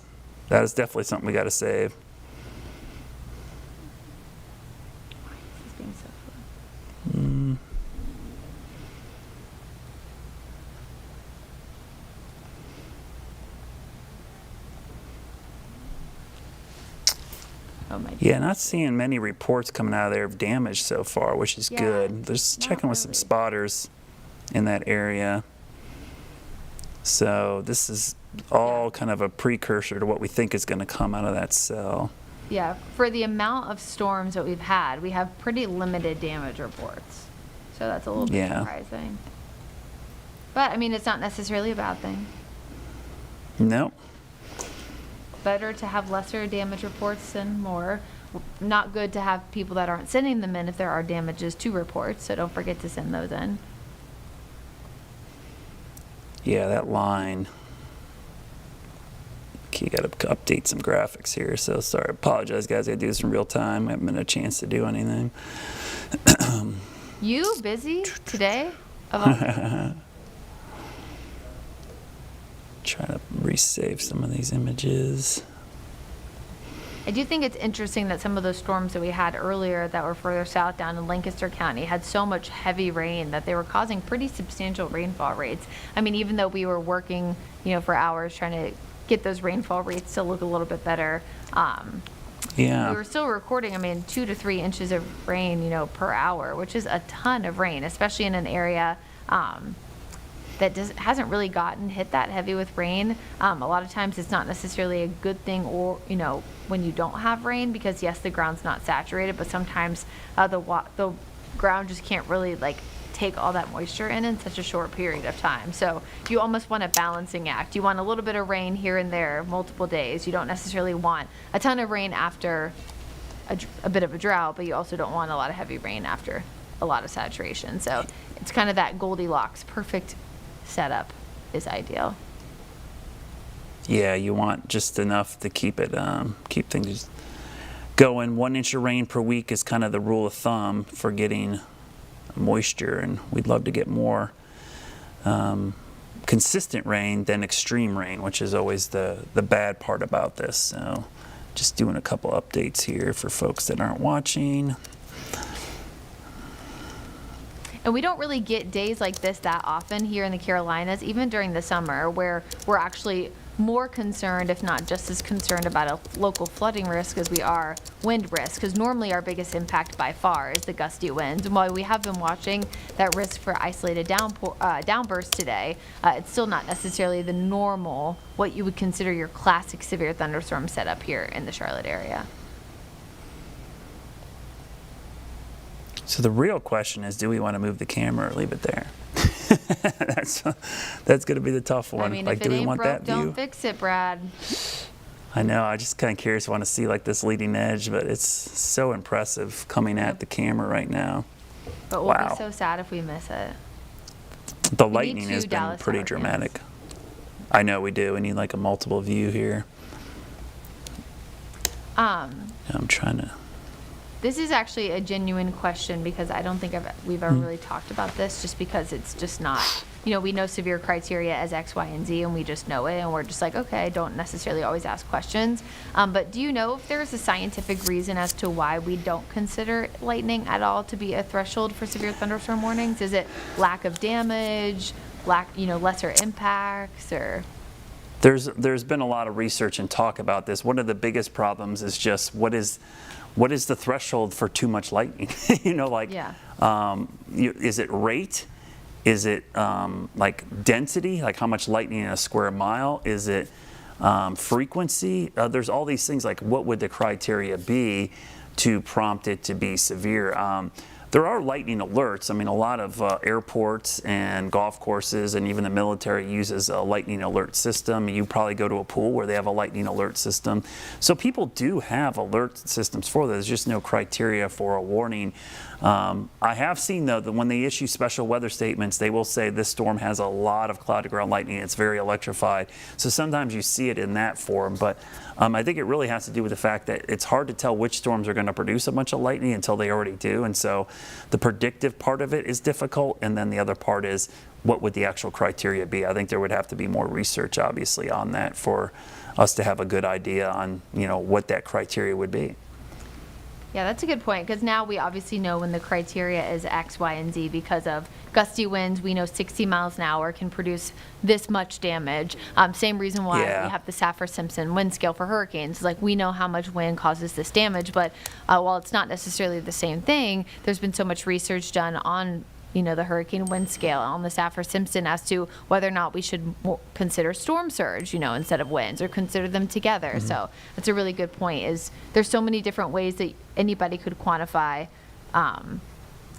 lightning and what's considered bad. Because if your house got struck by lightning and it caught on fire, that's a bad lightning strike for you.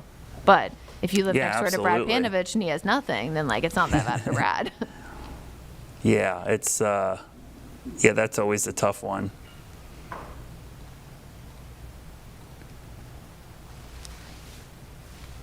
We do want to Trying to reiterate see. that if you guys saw our report from earlier today about the lightning strike, the person who was struck by lightning, we did get confirmation that was an incorrect report, and it was a 40-year-old instead of a 4-year-old, Yep. but still they are okay.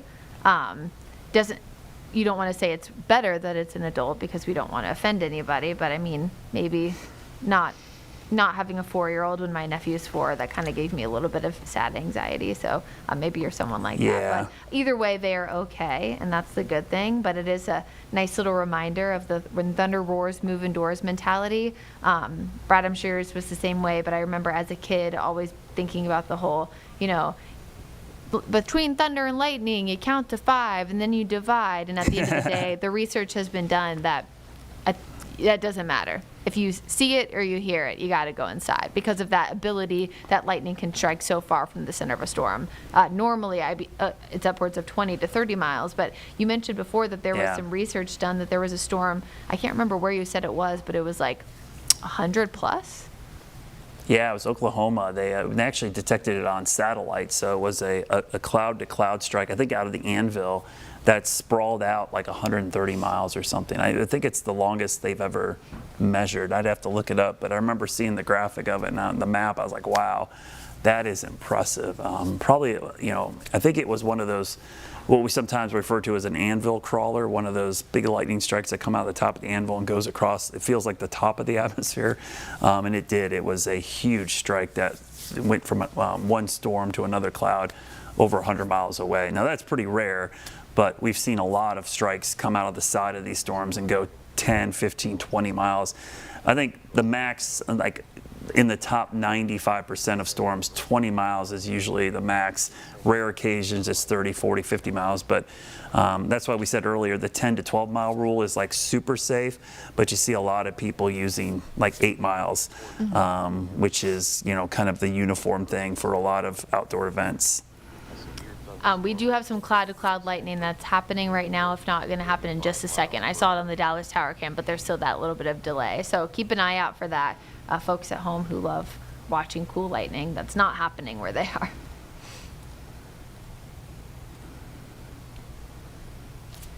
Yeah, I'm just like waiting for some storm reports to come in from that to see, because we're There it going through a goes. pretty good area. We've got some pretty good spotters there. Boy, that lightning is pretty vigorous. But yeah, we've got a lot of spotters in this area. I had someone ask earlier, hey, is it going to rain in Shelby? Well, heads up, it's going to storm here in a minute. We've got some big time storms coming.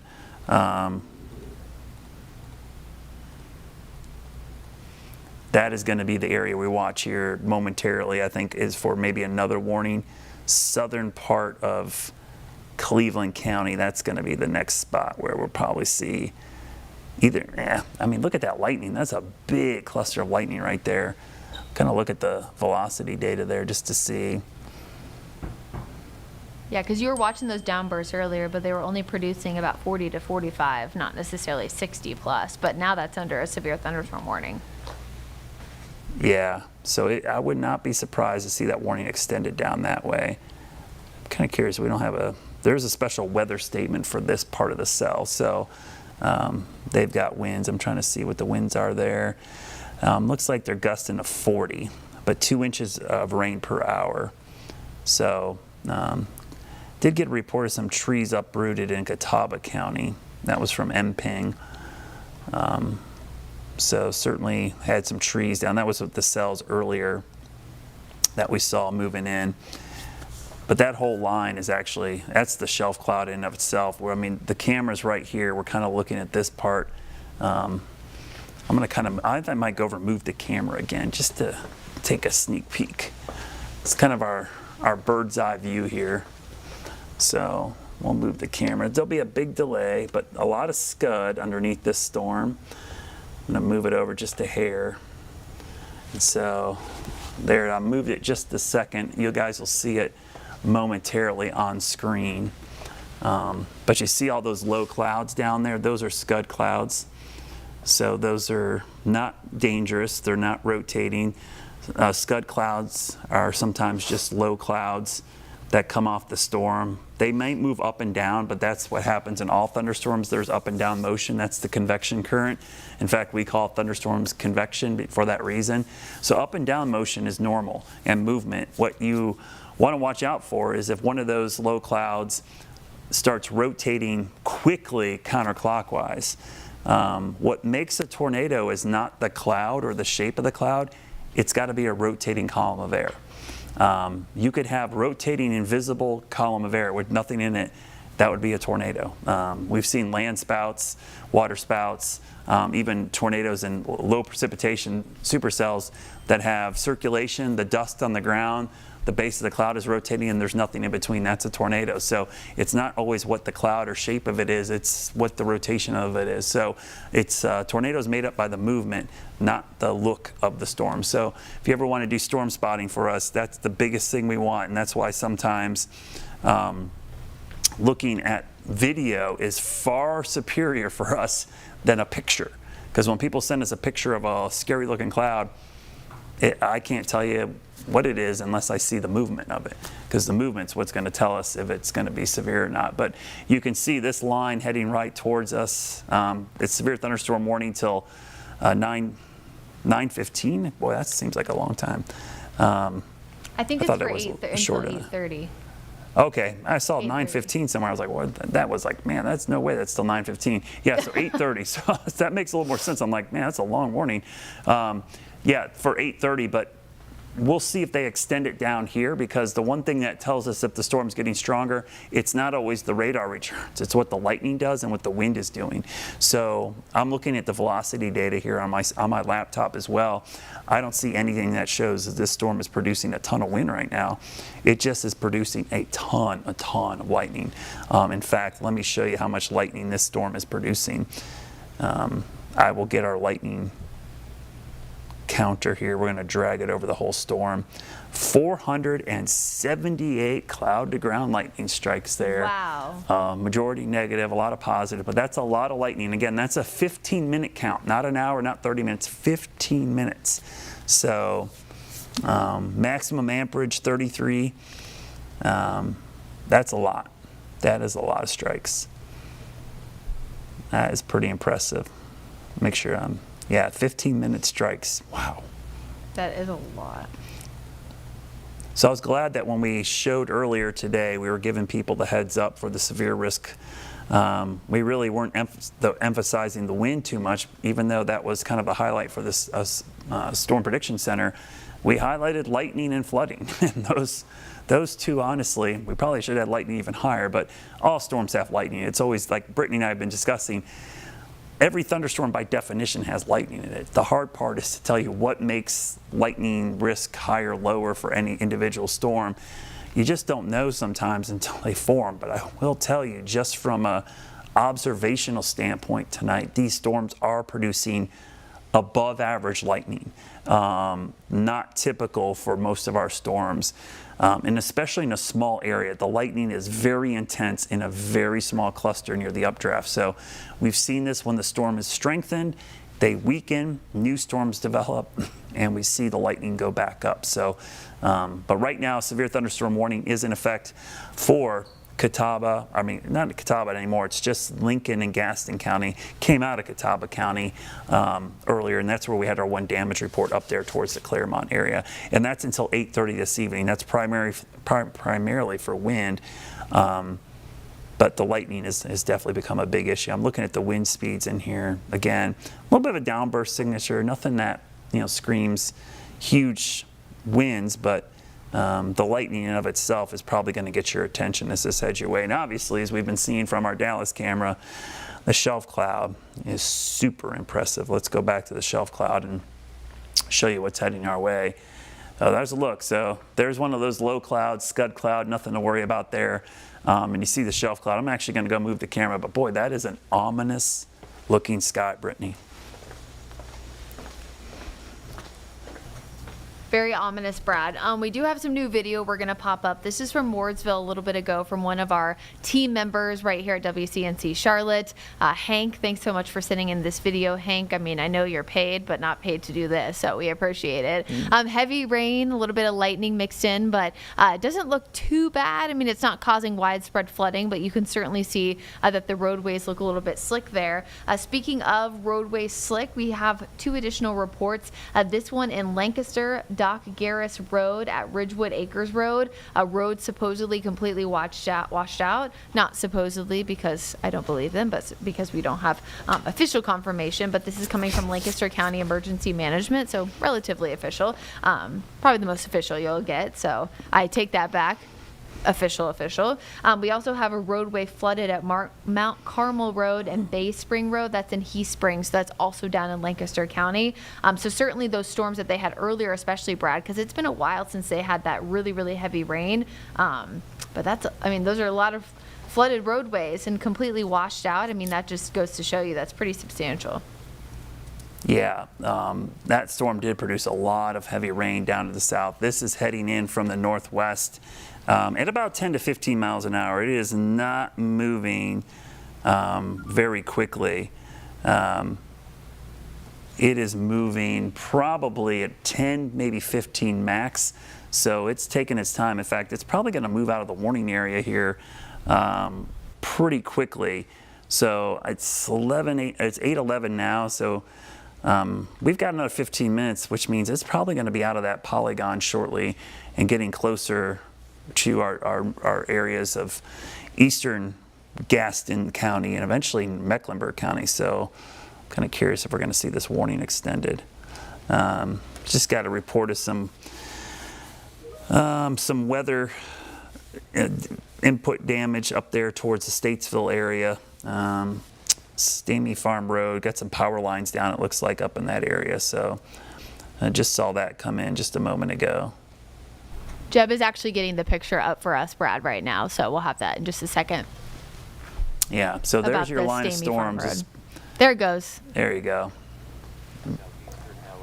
I mean that, but also good reminder to people that if there are live wires on the ground, you do not get out of your car. I know if you saw someone potentially in distress, you might be tempted to do so, but you are putting yourself just as much in danger. It's kind of like when you go out during really bad weather, like a hurricane. I mean, you are essentially taking away potential resources, by putting yourself in the line of fire. So just make sure that you are calling 911, calling emergency services, and not putting yourself in that situation. Yeah, don't drive over those lines. Just assume they're live, even if you can't tell. Better to be safe than sorry, and just, don't get out of the car either. But you see that line moving in, and this is the line. It started up near Interstate 40, Statesville area. This is where we had the damage reports, but now it's drifting south and east. Again, outflow boundary collided with this. It's making pretty steady progress to the southeast, and it's going to be in here pretty soon if it holds together.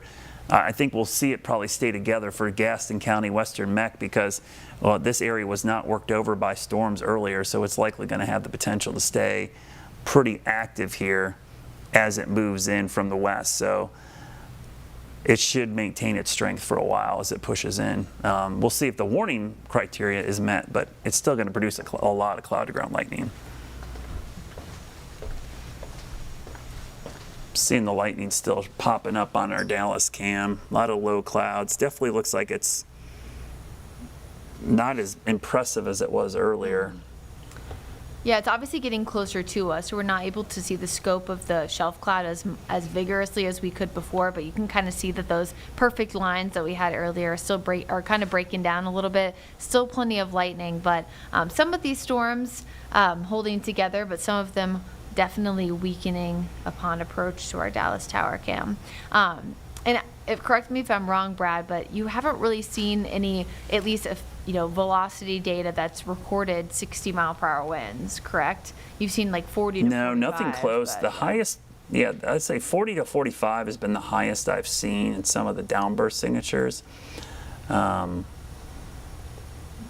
So I haven't seen anything that would tell me were major severe winds in there. Yeah, but we got 2 new minor doesn't storm mean we couldn't reports. see it. Catawba County, Denver, tree down on Lineberger Road, and Millersville, a tree down on Riverbend Road. So that's that storm that you were just tracking moving through there.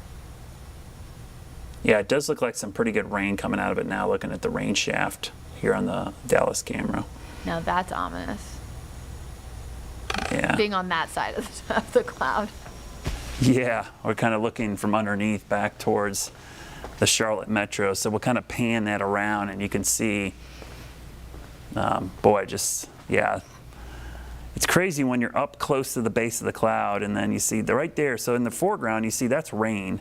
So that kind of cloudy looking area near the surface, that is actually the rain falling out of the storm. And there is a deluge falling through there. So we're seeing that batch of heavy rain move through. And a lot of folks need some rain. We don't want to see flooding, but there's a lot of folks across the Piedmont that have not seen significant rain in a couple weeks. And we've had really high heat, so evaporation rates and plants and gardens and lawns have really kind of gone dry here. So any moisture we can get would be welcomed as this pushes in.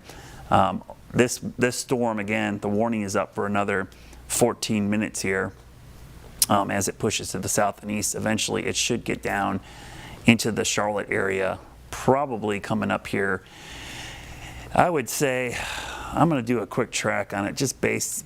Now, this is all based on it holding together, so we got to preface this because it could just redevelop ahead of the line, and that's my biggest fear, is that the storm. It's always the problem with tracking these slow-moving storms. You're not really tracking the storm. You're like, the new storms are developing. So see in Gastonia and Crowder's Mountain, there's new cells developing. So we're not tracking the new development. We're tracking the existing storm, which is always kind of interesting. So let me grab the storm track here. And then when they're coming in from all different sides, too, it's hard to track what's new and what's old. So I'm going to move it that direction. I'll put this at the top of the screen. So Bessemer City, 818, which makes sense. It's there right now.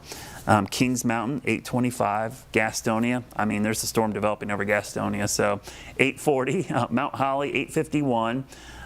Eventually moving into Paul Creek around 9. Clover, 920. Charlotte, 930-ish. Lake Wiley, 940-ish. Georgeville, Pineville, Mint Hill, anywhere from 9 to 10 o'clock. So that's kind of a rough estimate based on 10 to 15 mile per hour movement. But again, that's just if the storm holds its own. One of the problems with tracking a storm, storms are living, breathing things. They go through a life cycle. Every summer I hear about storms. Brad, I live in a bubble. They go around my house. Well, a couple things about that. One, if the storm is mature to your west, when it can be weakening as it heads your way because it's already reached its maximum life cycle. It goes through a development stage, a mature stage, and a dissipating stage. So if it's mature to your west, guess what happens when it gets to you? It's in a weakening stage. So to get a storm at your house, you want it to either develop to your west or develop over you and be mature. Or you need new storms to develop over you. So that's what these storms will do. They don't miss specific spots because if you look at the wider view right now, right? If we look at the wide view right now, somebody's going, it's not raining at my house. And I always tell people, it's not raining at a lot of people's houses right now. It's just not you. So scattered storms, that's the nature of them. It doesn't rain everywhere. We know it doesn't rain at our house, but we rarely pay attention to what's happening in other locations. So when Brittany and I are looking at the radar, we know where it's raining, but we also can see all these big areas where it is not raining, and it's not raining over here right now. So it's not just one specific spot. And over time, even though if you get missed today or missed tomorrow, over longer periods of time, it all evens out in the end. And we always end up with pretty equal amounts of rain. So they just put an update on that track of that storm, still moving. Here's the interesting thing, Brittany. You see the storm kind of building ahead of it, a new cell developing around Gaston County. So, or Gastonia, in Gaston County. So we're seeing kind of new little cells develop maybe on the outflow it looks like, because it looks like another one down near Crowder's Mountain could be developing. It's kind of a weird looking storm. Yeah, the northwestern part of York County, too. Looks like we have a few storms there. Lily, our weather intern, just sent us an update. Per Duke Energy, over 2,000 people are without power right now in Lincolnton. So certainly if you are without power right now in Lincolnton, it's most likely weather-related, and I'm sure they're working hard to try to get your power back up. If you are streaming us on WCNC Plus, just know that at least the storms are moving through your area right now. And I would suffice it to say, Brad, that probably because of lesser instability, once the storm has at least passed through Lincoln County, they're probably clear from any additional storms, just because there's so much activity. Yeah, I was just looking at those outages as well. Lincoln County sticks out to me, but Anson County, which had the earlier storm, 10% of the county is without power. That's the biggest percentage in the state right now. Anson County has, I'm looking at the numbers here, so there's about 15,356 people, or customers, not people, customers, which means households or businesses, and 1,625 of them are without power. So that's 10.58% of the county that they track. So that's from the earlier storms. That was a pretty powerful storm that moved through Anson County. So that's one of our bigger power outage counties right now, but Lincoln County's up there as well. It has a high percentage. Catawba County too, about 3,000 people. Davidson County around 2,000. Cabarrus County about 477, and then Moore County about 2,400 out there in the Sandhills. So it seems to be very sporadic where these outages are moving in from the northwest. That is one that we'll have to track, because it looks like it's done some damage in Lincoln County at the very least. In Mecklenburg County, by the way, only 354 people. Now, if you're one of those 354 people, that is not great, because it's pretty hot and humid, but that's out of 651,000 customers tracked. So certainly those are pretty good odds. One of those areas. Yeah. So flood advisory is being put out for Cleveland, Lincoln, and Gaston County, just a heads up, because this is a slow moving storm. I think this will be a trend we see for a lot of this line as it pushes in. For some reason, all these flood advisories do not pop up correctly. We'll see if we can get them to pop up here in a minute. So the reason we're seeing the flood advisories issued for parts of Gaston in Cleveland and Lincoln County is this right here. We'll show you the rainfall totals. Double Shoals, 3.7, Lincolnton, 2.2, Cherryville, about 2 inches, and then 4.2 inches as you go up into eastern Catawba County. So there are pockets of heavy rain in here that could cause flash flooding. So that's why you're seeing some of the flood advisories getting issued for this area.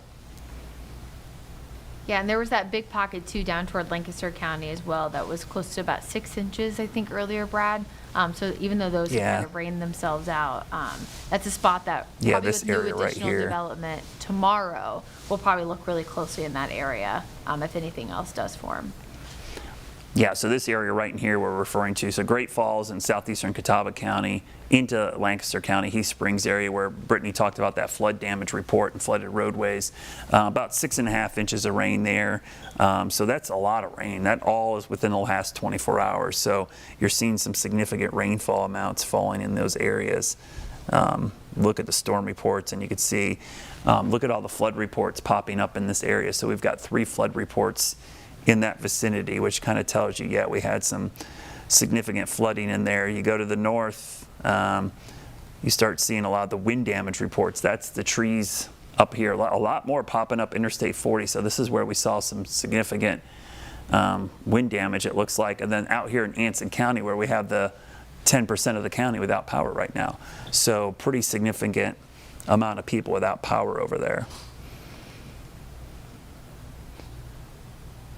It's another good reminder too, I think, when we have these isolated power outages, when we tell people to charge up devices and things like that. I mean, obviously we had totally our understanding of the fact that you can't do that now, right, when your power is out. But having, devices charged up, maybe some of those wireless chargers that people kind of will hang on to.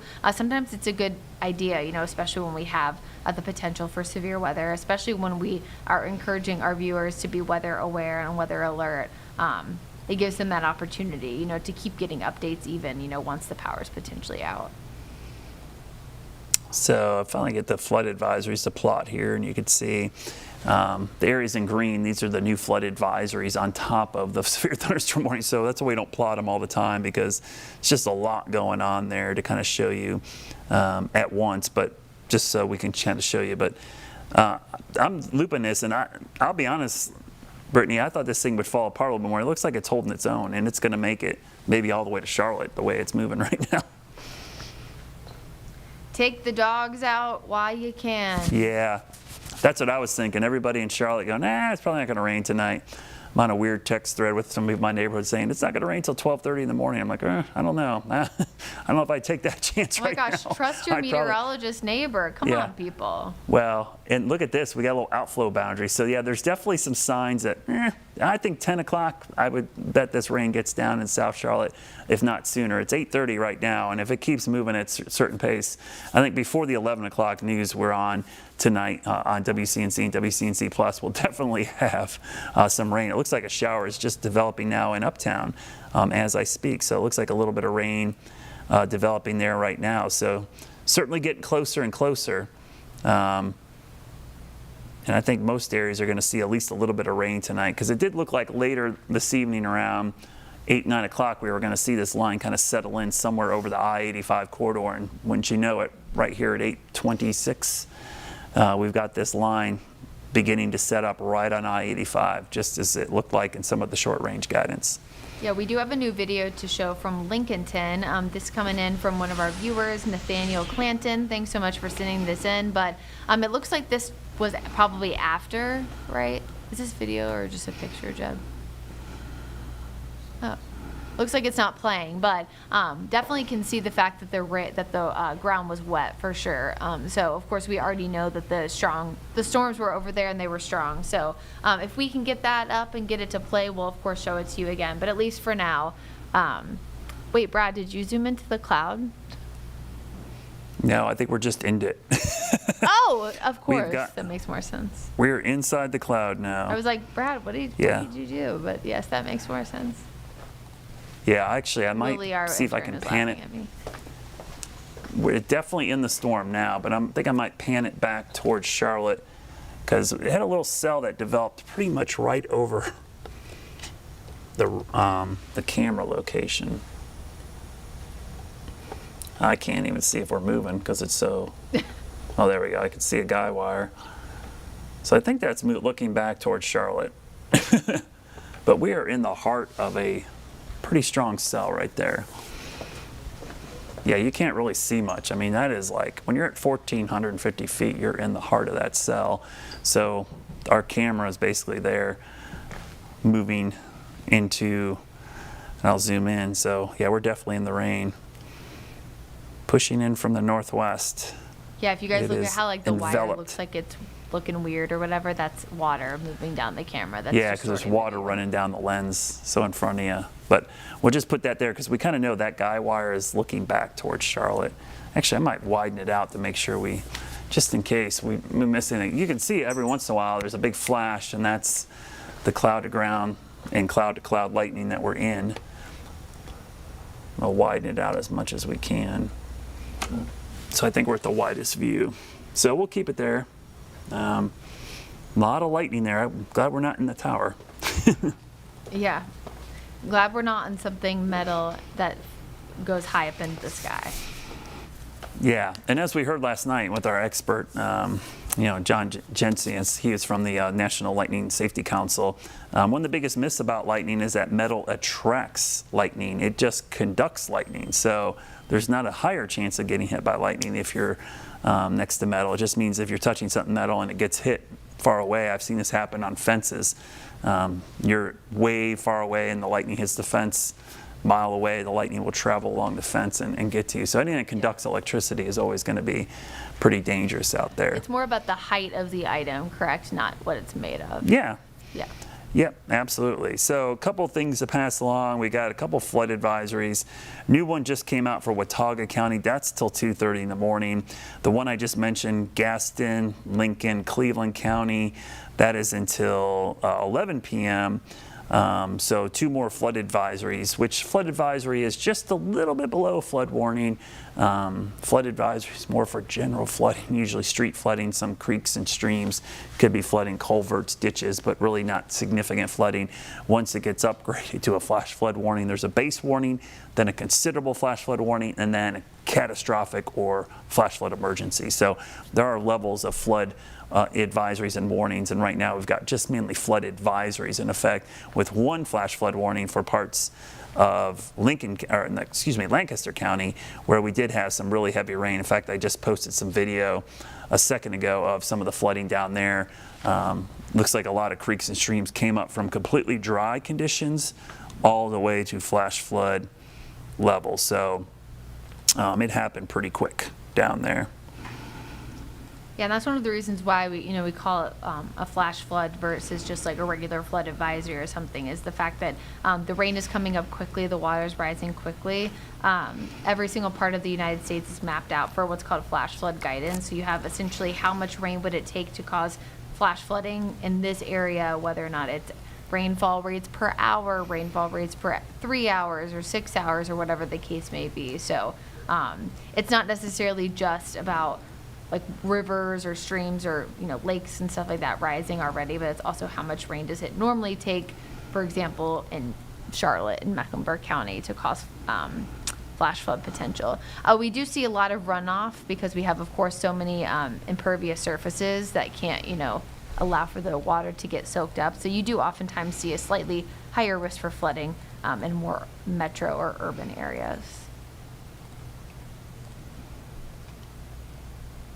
Yeah, it says it takes very little sometimes in some of these areas, and that guidance is really helpful, especially in an area like that got hit by Chantal over the weekend. We know it takes very little rain now to cause flooding, but let's widen the view out, because there's a lot on the radar, but not a lot severe right now. I want to show kind of the overall view, because kind of show you the sporadic nature. We've got these storms kind of drifting this way. Some are pushing east. These look like they're just sitting there. So look at this band. This band's kind of getting invigorated. I make up words there. For southern Union County, eastern part of Lancaster County, where we had the flash flood warning. So we're seeing that kind of get re-energized a little bit there and actually starting to produce heavier rain. So to me, this tells me there's a southerly wind pumping in more moisture into this area, and it's keeping these things going, but still a lot of storms moving across the middle of the area. Yeah, we're getting a lot of those flooding videos too from Lancaster County. I just saw the one that you sent in, Brad.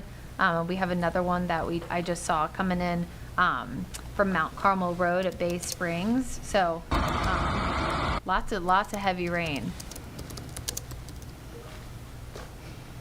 Yeah.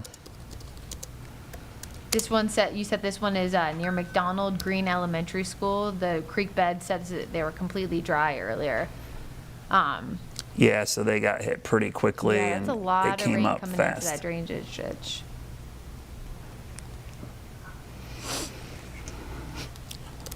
And I think that's what's shocking people, is like some of these areas were pretty bone dry, and then all of a sudden they went from being completely dry to like having flash flooding going on. So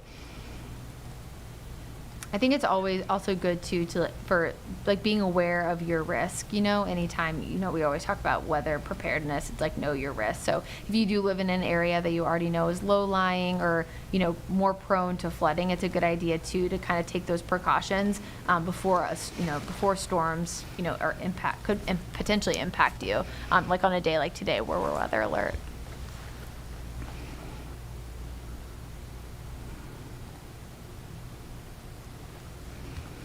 yeah, the good news is no severe storms currently. We're just watching some strong storms, a lot of lightning and heavy rain, and really the transition now is more to heavy rain and some isolated flash flooding certainly possible, but the lightning has been a big issue, especially with this cells on this line moving in from the northwest. This looks like it's going to continue to produce lightning well into the evening. We're getting close to sunset now, so it'll be one of those situations once it gets dark, you're going to notice the lightning a lot more, and people are going to hear the rumbles of thunder going on out there. The lightning that you can't see during the day, it's there anyway. It's just daylight, so it's hard to see, but at night we start seeing lightning from farther away, and this thing will be illuminating the sky quite a bit here as we get into the darker part of the evening here. Sun sets at 8:40 tonight, but we get twilight for about half hour, 40 minutes or so. So it's usually 9:30 plus before it gets really, really dark out there. So don't be surprised if it feels even darker sooner than that, because the cloud cover and the storms actually makes it feel like it's already sunset in some locations. And that's kind of like what we're seeing from our Dallas camera right now.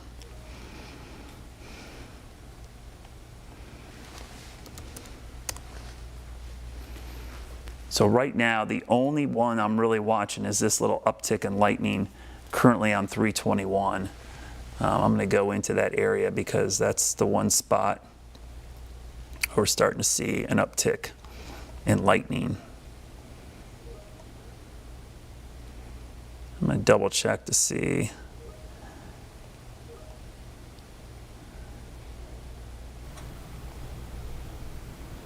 Yeah, there's a little bit of wind in there. It looks like maybe a brief downburst, but nothing that looks super strong or severe. So it looks like there are some storms. I just want to mention this for anybody who might have friends or family in this area. If you have friends near Raleigh-Durham area, there are some strong storms right now that have been upgraded to a potential quick spin up, either a gustnado or a tornado. So just make sure that your friends and family, if you have any in that area, are staying weather alert as well.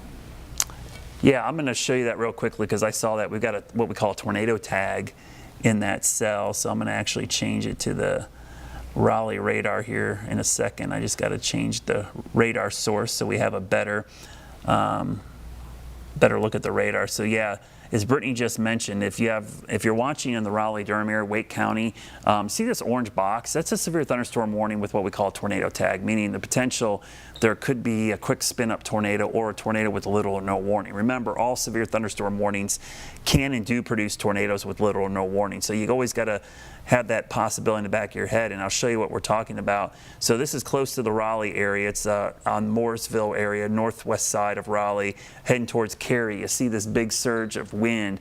So this is south of Durham. So right there, you see that surge. If it pinches off a couplet there, you're going to see it kind of spin up there.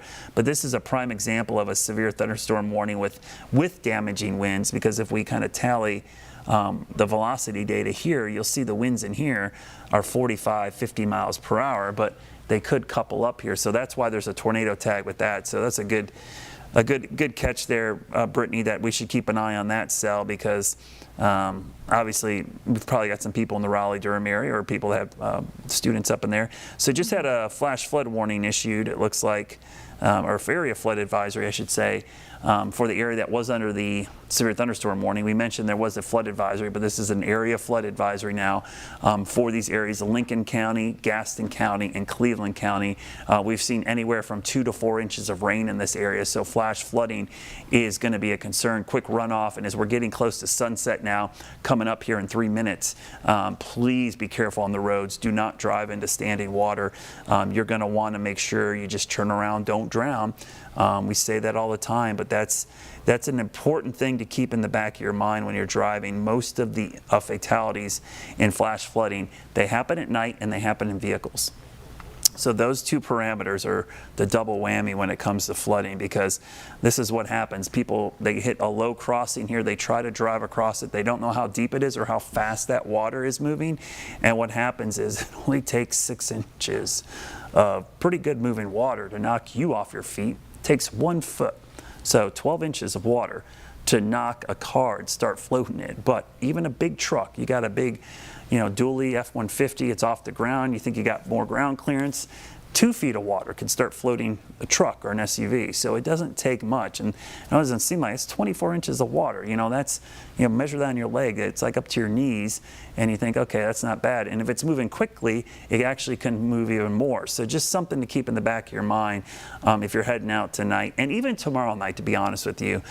Please don't drive in the standing water. It's just turn around, don't drown. You might be in a flooded roadway that the authorities don't know about yet, And the best thing you could do is probably tell them, hey, I would call 911 and say, hey, the road's flooded where I am, so they can hopefully come and shut it down. We don't want to see people driving into a flooded roadway, because that's where we end up having the loss of life. So here's the wide view. You can see the storms kind of, I don't say they're breaking up, but they're kind of becoming more, not linear, they're actually becoming multicellular, which is individual cells, but they are kind of enveloping Charlotte now. And which is weird is, I mean, I made up a word earlier, but this is re-energizing or getting reinvigorated down here in Union County. But it's weird to see that. It looked like it was weakening, Brittany, and now look at that. It's actually starting to get strong again.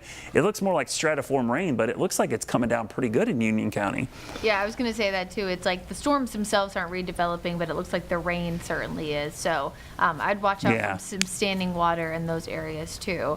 I don't think that it's bad that you made up a new word, Brad. I mean, sometimes the meteorology words that Let's we say put it sound in the made textbook up. right now. So yeah, I think it sounds good. It's like your brain is in between two words, and you're like, I'm not going to say either one. I'm just going to make a new one. We're just going to put it together and make a new one. One of my favorite things to ever happen was down when I was working at Wink in Fort Myers. My good friend Matt, who's now the chief there, he combined drizzle and mist. So he said drist and mizzle, and it was so funny. Drist and mizzle. One of the best things. Oh, I like gracious. that. I always used to say misty drizzle, and people would go, I don't know who that is, but it sounds like it's raining Sounds out like there. a nice person. I mean, good to know. But we get those days around here sometimes. But yeah, so as we get closer to sunset, Brittany, that's always kind of that threshold where even though it may not be severe, rain in nighttime doesn't work for a lot of people, I know, especially when it comes to driving. And we joke a lot about drivers in North Carolina, and I could go into it, but let's be honest, people don't like driving at night. And when the roads are wet, and I've even experienced this, I hate when you get the blacktop roads and the road gets wet and you can't see the lanes. You don't know what lane you're in because there's not reflectors or good enough reflective paint for the lane markers. It can be problematic, especially if a big semi is kicking up mist behind you. So as we get closer, just be careful out there, slow it down. There is going to be rain moving into the metro here. You can see we're kind of surrounded right now. So for everybody who washed your car today, this is going to ruin your plans, but this is probably why it's going to rain. I want to get some rain at my house. I don't want a flash flood, guys, but I need some rain on my lawn. My lawn was getting parched and burned out a little bit from the rain. I have fescue, so it likes to get rain at least once a week. So hopefully we'll get some much needed rain in here without the flash flooding. But remember, there is a flood advisory in effect for parts of Lincoln, Gaston, and Cleveland County because it has been coming down like crazy up in that area. And let me show you the rainfall rates. We talked about this earlier, some of the rainfall rates, and wow, it's really coming down. And those are some of the brighter colors we've seen so far, to be honest with you. Let's look at some of these rainfall rates. So these brighter areas of pink, we're getting close to 3 inches of rain per hour in here. So yeah, that's some of the higher precip rates. We're still working on our scale here. I know Brittany was working on this, and we have some discrepancy between our color table and here, but I think the numbers are legit. So the numbers kind of tell you the story. 3 inches of rain per hour, that's pretty significant rainfall, and that's moving into the Dallas area. So that's basically where our camera is right now, Brittany.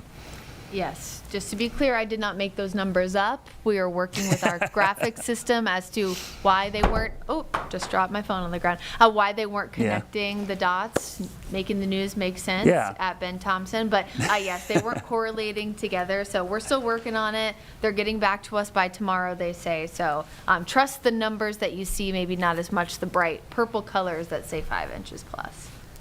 Yeah.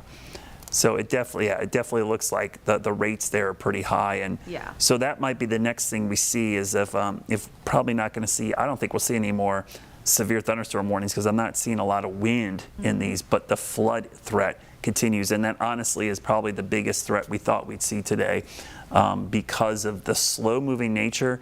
Also, the training is the same area getting hit again and again. Think of train tracks. The track itself doesn't move, but cars, one after another, move over the same spot. In this case, we're talking about one spot where storm after storm moves over the same spot. So we call that training, and that's a training of storms.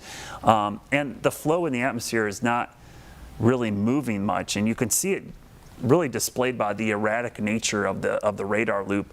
I'm going to turn off the warnings just because it is a little much to look at, clean it up a little bit. But you just see like all the storms are moving in different directions, and that's an indication that the storms are being driven by what we call cold pools.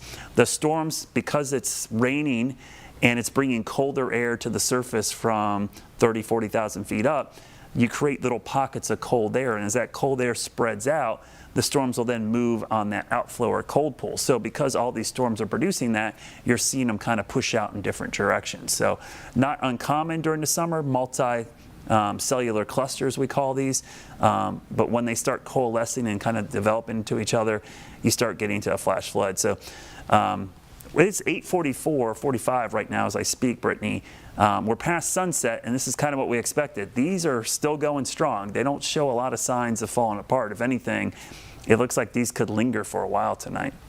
Yeah, it doesn't look like we'll see a lot of additional severe thunderstorm warnings, but probably at least additional rainfall. So I think you just bring up this, the really good point, Brad, about making sure that you are, turning around, not drowning, watching the roadways to make sure that you, of course, are not driving through a flooded roadway. If I remember correctly, you were not the person taking the picture while driving, but you were on one of our interstates, right, a few months ago. Noticed they were updating the reflectivity of the lanes. And I just thought that those comments were really, really interesting, because I don't think a lot of people understand why sometimes that reflectivity is added, or maybe it's repainted, but it has everything to do with visibility at night. Yeah, and I remember the DOT was very upfront. They couldn't paint those in the winter because of the temperature. They had to wait till it warmed up and the new pavement went down, and so they were able to put those down on some of the new pavement on 45. And I tell you what, I was in the rain. It made all the difference in the world. So they have some new reflective paint that they can put down. It's very visible in these downpours, and it makes driving on the interstates much, much more tolerable. So yeah, that the fact that we have that out there, rain and driving just doesn't go well here. So it's kind of nice to see that maybe things like that can help out. So if as Brittany said, I would walk the dog now. If you want to run to the store or run a quick errand, you don't like to be on the roads when it's raining, this is your chance, Charlotte, because everything's closing in on us. It's going to be raining here shortly, and it looks like everything's moving in. And it doesn't look like it'll be crazy heavy. It does look like it's weakening from an intensity standpoint, but I still think we're going to get rain, because we're starting to see rain move in from the south from this little cluster down in Union County, and also moving in from the north and west as these showers and storms begin to drift in from the west, and new cells trying to develop. It looks like an old outflow boundary coming right over Lake Wiley from York County, so it looks like enough of that will move in. So about to cross the Catawba River. I mentioned earlier I'm going to do an updated storm track on that, just to give kind of a quick heads up for people in Charlotte, so you can time out the rain. We'll do a little track on that, and I'm guessing it's drifting in this general direction, so that would be an updated track. Cramerton coming up here shortly, Mount Holly 9 o'clock, Lake Wiley 9:04, TKK 9:10, Berry Hill area 9:16, Huntersville 9:18. Remember, plus or minus about 5-10 minutes. I would not, go exact time with some of these, because you got to give yourself a little leeway, and also you're watching this on a little bit of a delay. Fort Mill 8:30ish, and Charlotte 9:45, Quail Hollow Club 9:50ish, so maybe close to 10 o'clock for South Charlotte, and then Marvin down in Union County-ish, probably 10. But that's tracking that cell. Actually, Union County, I'll show you why it might be sooner than that, because you've got rain moving in from the southwest. So I'm going to loop this. I'll loop this a couple times, actually. You'll see this rain actually moving in. So Marvin, you might get the rain first from the southwest. I don't know why the loop died there. There, we'll try this again. So this is moving in from this direction. So that's why I said we're kind of surrounded. It looks like rain is moving in from all directions, but it does look like potentially we'll see this fill in. But that's the good kind of rain. This is nice stratiform, light to moderate rain falling down here. It's not the tremendous downpours that we're seeing to the north and west. And we can show you the rainfall rates, which give you a pretty good idea on how fast they're falling. So you see the brighter shades up here. This is coming down 2 to 3 inches per hour. Down here, 1/4 inch, 1/2 inch per hour. That's the much lighter stuff. That's steadier, more tolerable rainfall. So that's what you want to see. Yeah, it does look like even though as that storm is kind of pushing out of Gaston County, it's losing its steam a little bit. Maybe, again, not with the rain necessarily, but it's certainly not, the winds aren't as gusty and all those things. So at least we know that the severe weather risk itself is dwindling substantially. Yeah, I'm with you. I don't think we're going to see any severe weather the rest of the evening just because we're losing the heating of the day, so the updrafts won't be as vigorous. But because of the saturated atmosphere, how soaked it is, I do think it'll be pretty easy to get some heavy rain tonight. And I've even seen this. You get these tropical downpours in the summer, middle of the night, really hot, humid atmosphere. The storm doesn't even have lightning in it, and it just dumps a deluge on you. So this is the kind of setup we have tonight. So I wouldn't be surprised to see that happen again during the evening hours and even up until maybe midnight or 1 o'clock in the morning. And if we look at our super short range rapid refresh guidance here, which goes out 18 hours, we can kind of see, yeah, it shows this cluster of storms kind of moving over us and kind of falling apart a little bit. But notice the rain does linger in some spots until 1 in the morning. And then after that, it all dissipates. And tomorrow we wake up kind of a muggy, soupy start, probably a little bit of fog early on. And then as we go into tomorrow afternoon, we'll have to see if the storms redevelop after lunchtime. But it could take a while tomorrow because of the storms today. I think just like today, we will see a late development of these storms because it'll take a while for the atmosphere to recover, we call it. And recover means get hot and humid again, get unstable, get all the ingredients together. Because storms, they mix everything up. They kind of stabilize the atmosphere briefly, and that's what's happening right now across the area as these storms push in and look like they're going to stabilize things. But I do think everybody will get some rain tonight. I know it feels like there's some pockets where it's not raining now, but I think eventually, it may not be as much rain as you want, but I think everybody will get at least some rain, at least through the evening hours. And then tomorrow, we'll have to stay alert again for the potential for flash flooding. So think about right now, the area seeing heavy rain. We saw a flood advisory here. We had a flood warning for Lancaster County. We had a brief flood advisory for York County. And I think we had one flood advisory to the north. So those locations, if they get hit again tomorrow with similar cells, then we're likely going to see flooding occur pretty quickly. And that would be the concern we'd have for tomorrow afternoon and really tomorrow evening, Brittany. Yeah, just saw a new flash flood warning. Oh, I was going to say, Brad, my phone just went off. I think it's a good reminder, too, for people to just be aware, especially with the fact that we will see more rain tomorrow. Yeah. So and just as we say that, we've got a flash flood warning now for Lincoln County until 11:45, and this is based on gauge data. So what that tells you is that we've got a flash flood warning because a creek or stream of some kind has reached flood stage. And I'm going to look real quickly to see what creek or stream that is. We'll look real quickly. It's in Lincoln County, so I'm guessing South Fork, Catawba near Laboratory maybe. No, it's got to be some other small tributary in that area that has prompted that flood warning. So I'm going to read it off to you here. So at 8:50 p.m., Doppler radar estimated rain gauges include heavy rain is ongoing. Multiple slow-moving thunderstorm cells extended west to east to northeast from Crouse to Lincolnton down to Boulder City, which is down in Cleveland County. Between 2.5 and 4 inches of rain has fallen in the past 60 to 90 minutes, and enough additional rainfall since the flood advisory was issued is required now that a flood warning be issued. So significant flooding could be developing across or near, including the city of Lincolnton and Boulder City. Areas of greatest concern along small streams near Huss Street, Walker Branch near North Aspen Street, North Flint Street, Lithia Inn Branch near Jerry Camp Road and Jonas Drive, Clarks Creek near Clarks Creek Road and Jeb Siegel Drive may also rise out of its banks. Significant flooding of adjacent low-lying areas is possible with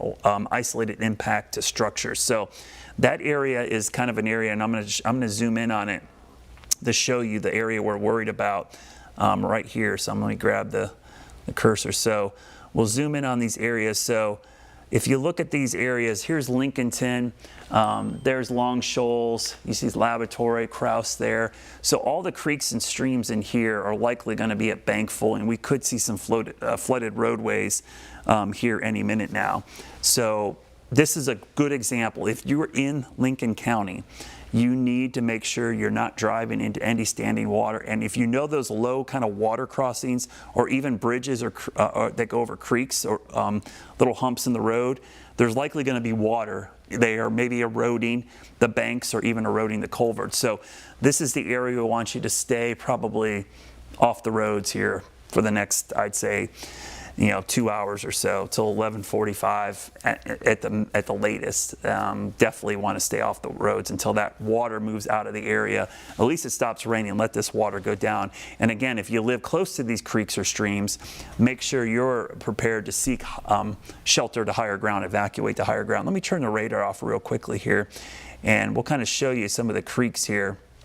We kind of highlight. So you see the creek system here in Lincolnton. So all of these creeks are the ones that are likely going to be going above bankful. And again, some of these where multiple creeks meet up, they branch together, that's usually a bottleneck for water. And so some of these are the areas that we got to watch for potential flash flooding. So please be careful in Lincoln County. That is a new flash flood warning.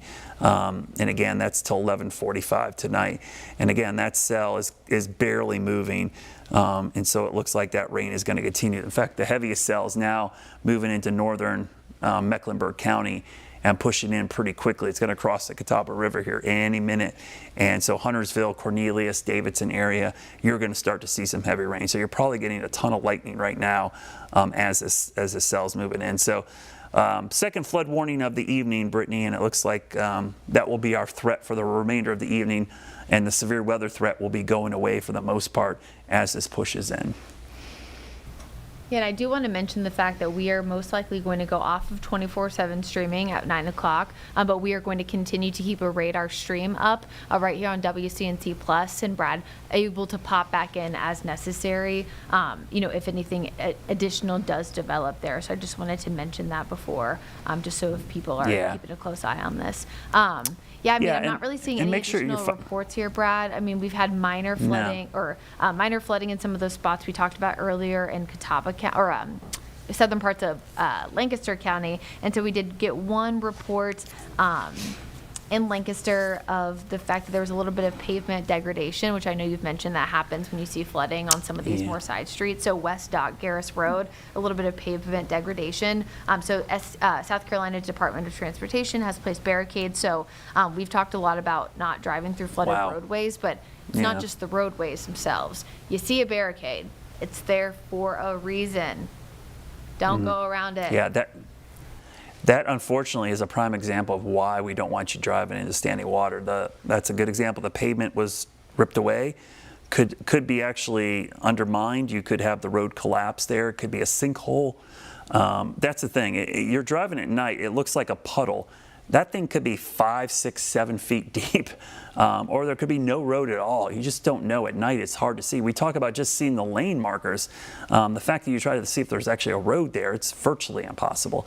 So that's a good tip there, Brittany, and it's a good thing to keep in the back of your mind, especially in Lincoln County now that we have flood warnings. And so at the top of the hour here, we're going to be going off, but make sure you follow us on social media as well. I post all warnings on my Facebook page. I post all warnings out there on X.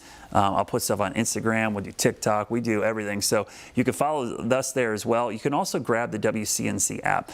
That's where you can watch this stream as well at any time, but you also can get the latest live radar. We'll have push alerts there as well when there's alerts or warnings for you. So it's a great app to have. You can watch us on the stream. You also have the ability to get those weather alerts. So I highly recommend. It could be one of your 3 methods to get warnings. It should be, honestly, because then you have the potential to watch us a stream like this. So one of the ones I definitely recommend is WCNC app. Make sure you download that right now and have that. And make sure you go in and turn those notifications on for weather alerts. You can put your location in there, your GPS location, have that turned on for there, and then in your phone, turn your wireless emergency alerts. Go to your notification, scroll all the way down to the bottom. You'll see government alerts in there, and you'll see weather alerts. Turn those on. And I know sometimes you can turn off some of the other ones, but have those on just in case you get a flood warning, tornado warning, or severe thunderstorm warning that rises to the level that a wireless emergency alert is needed. So have those methods. If there's one thing we're learning here in the last week and a half, you got to have 3 ways to get warnings. You just do. And the other thing is have a plan. Where are you going to go if there's flooding, tornado, winds? Go over that with your family right now. Like, what would we do if there's a flash flood? Where do we meet? Where is higher ground? Where would the water be coming from if we did have a flash flood? So things to keep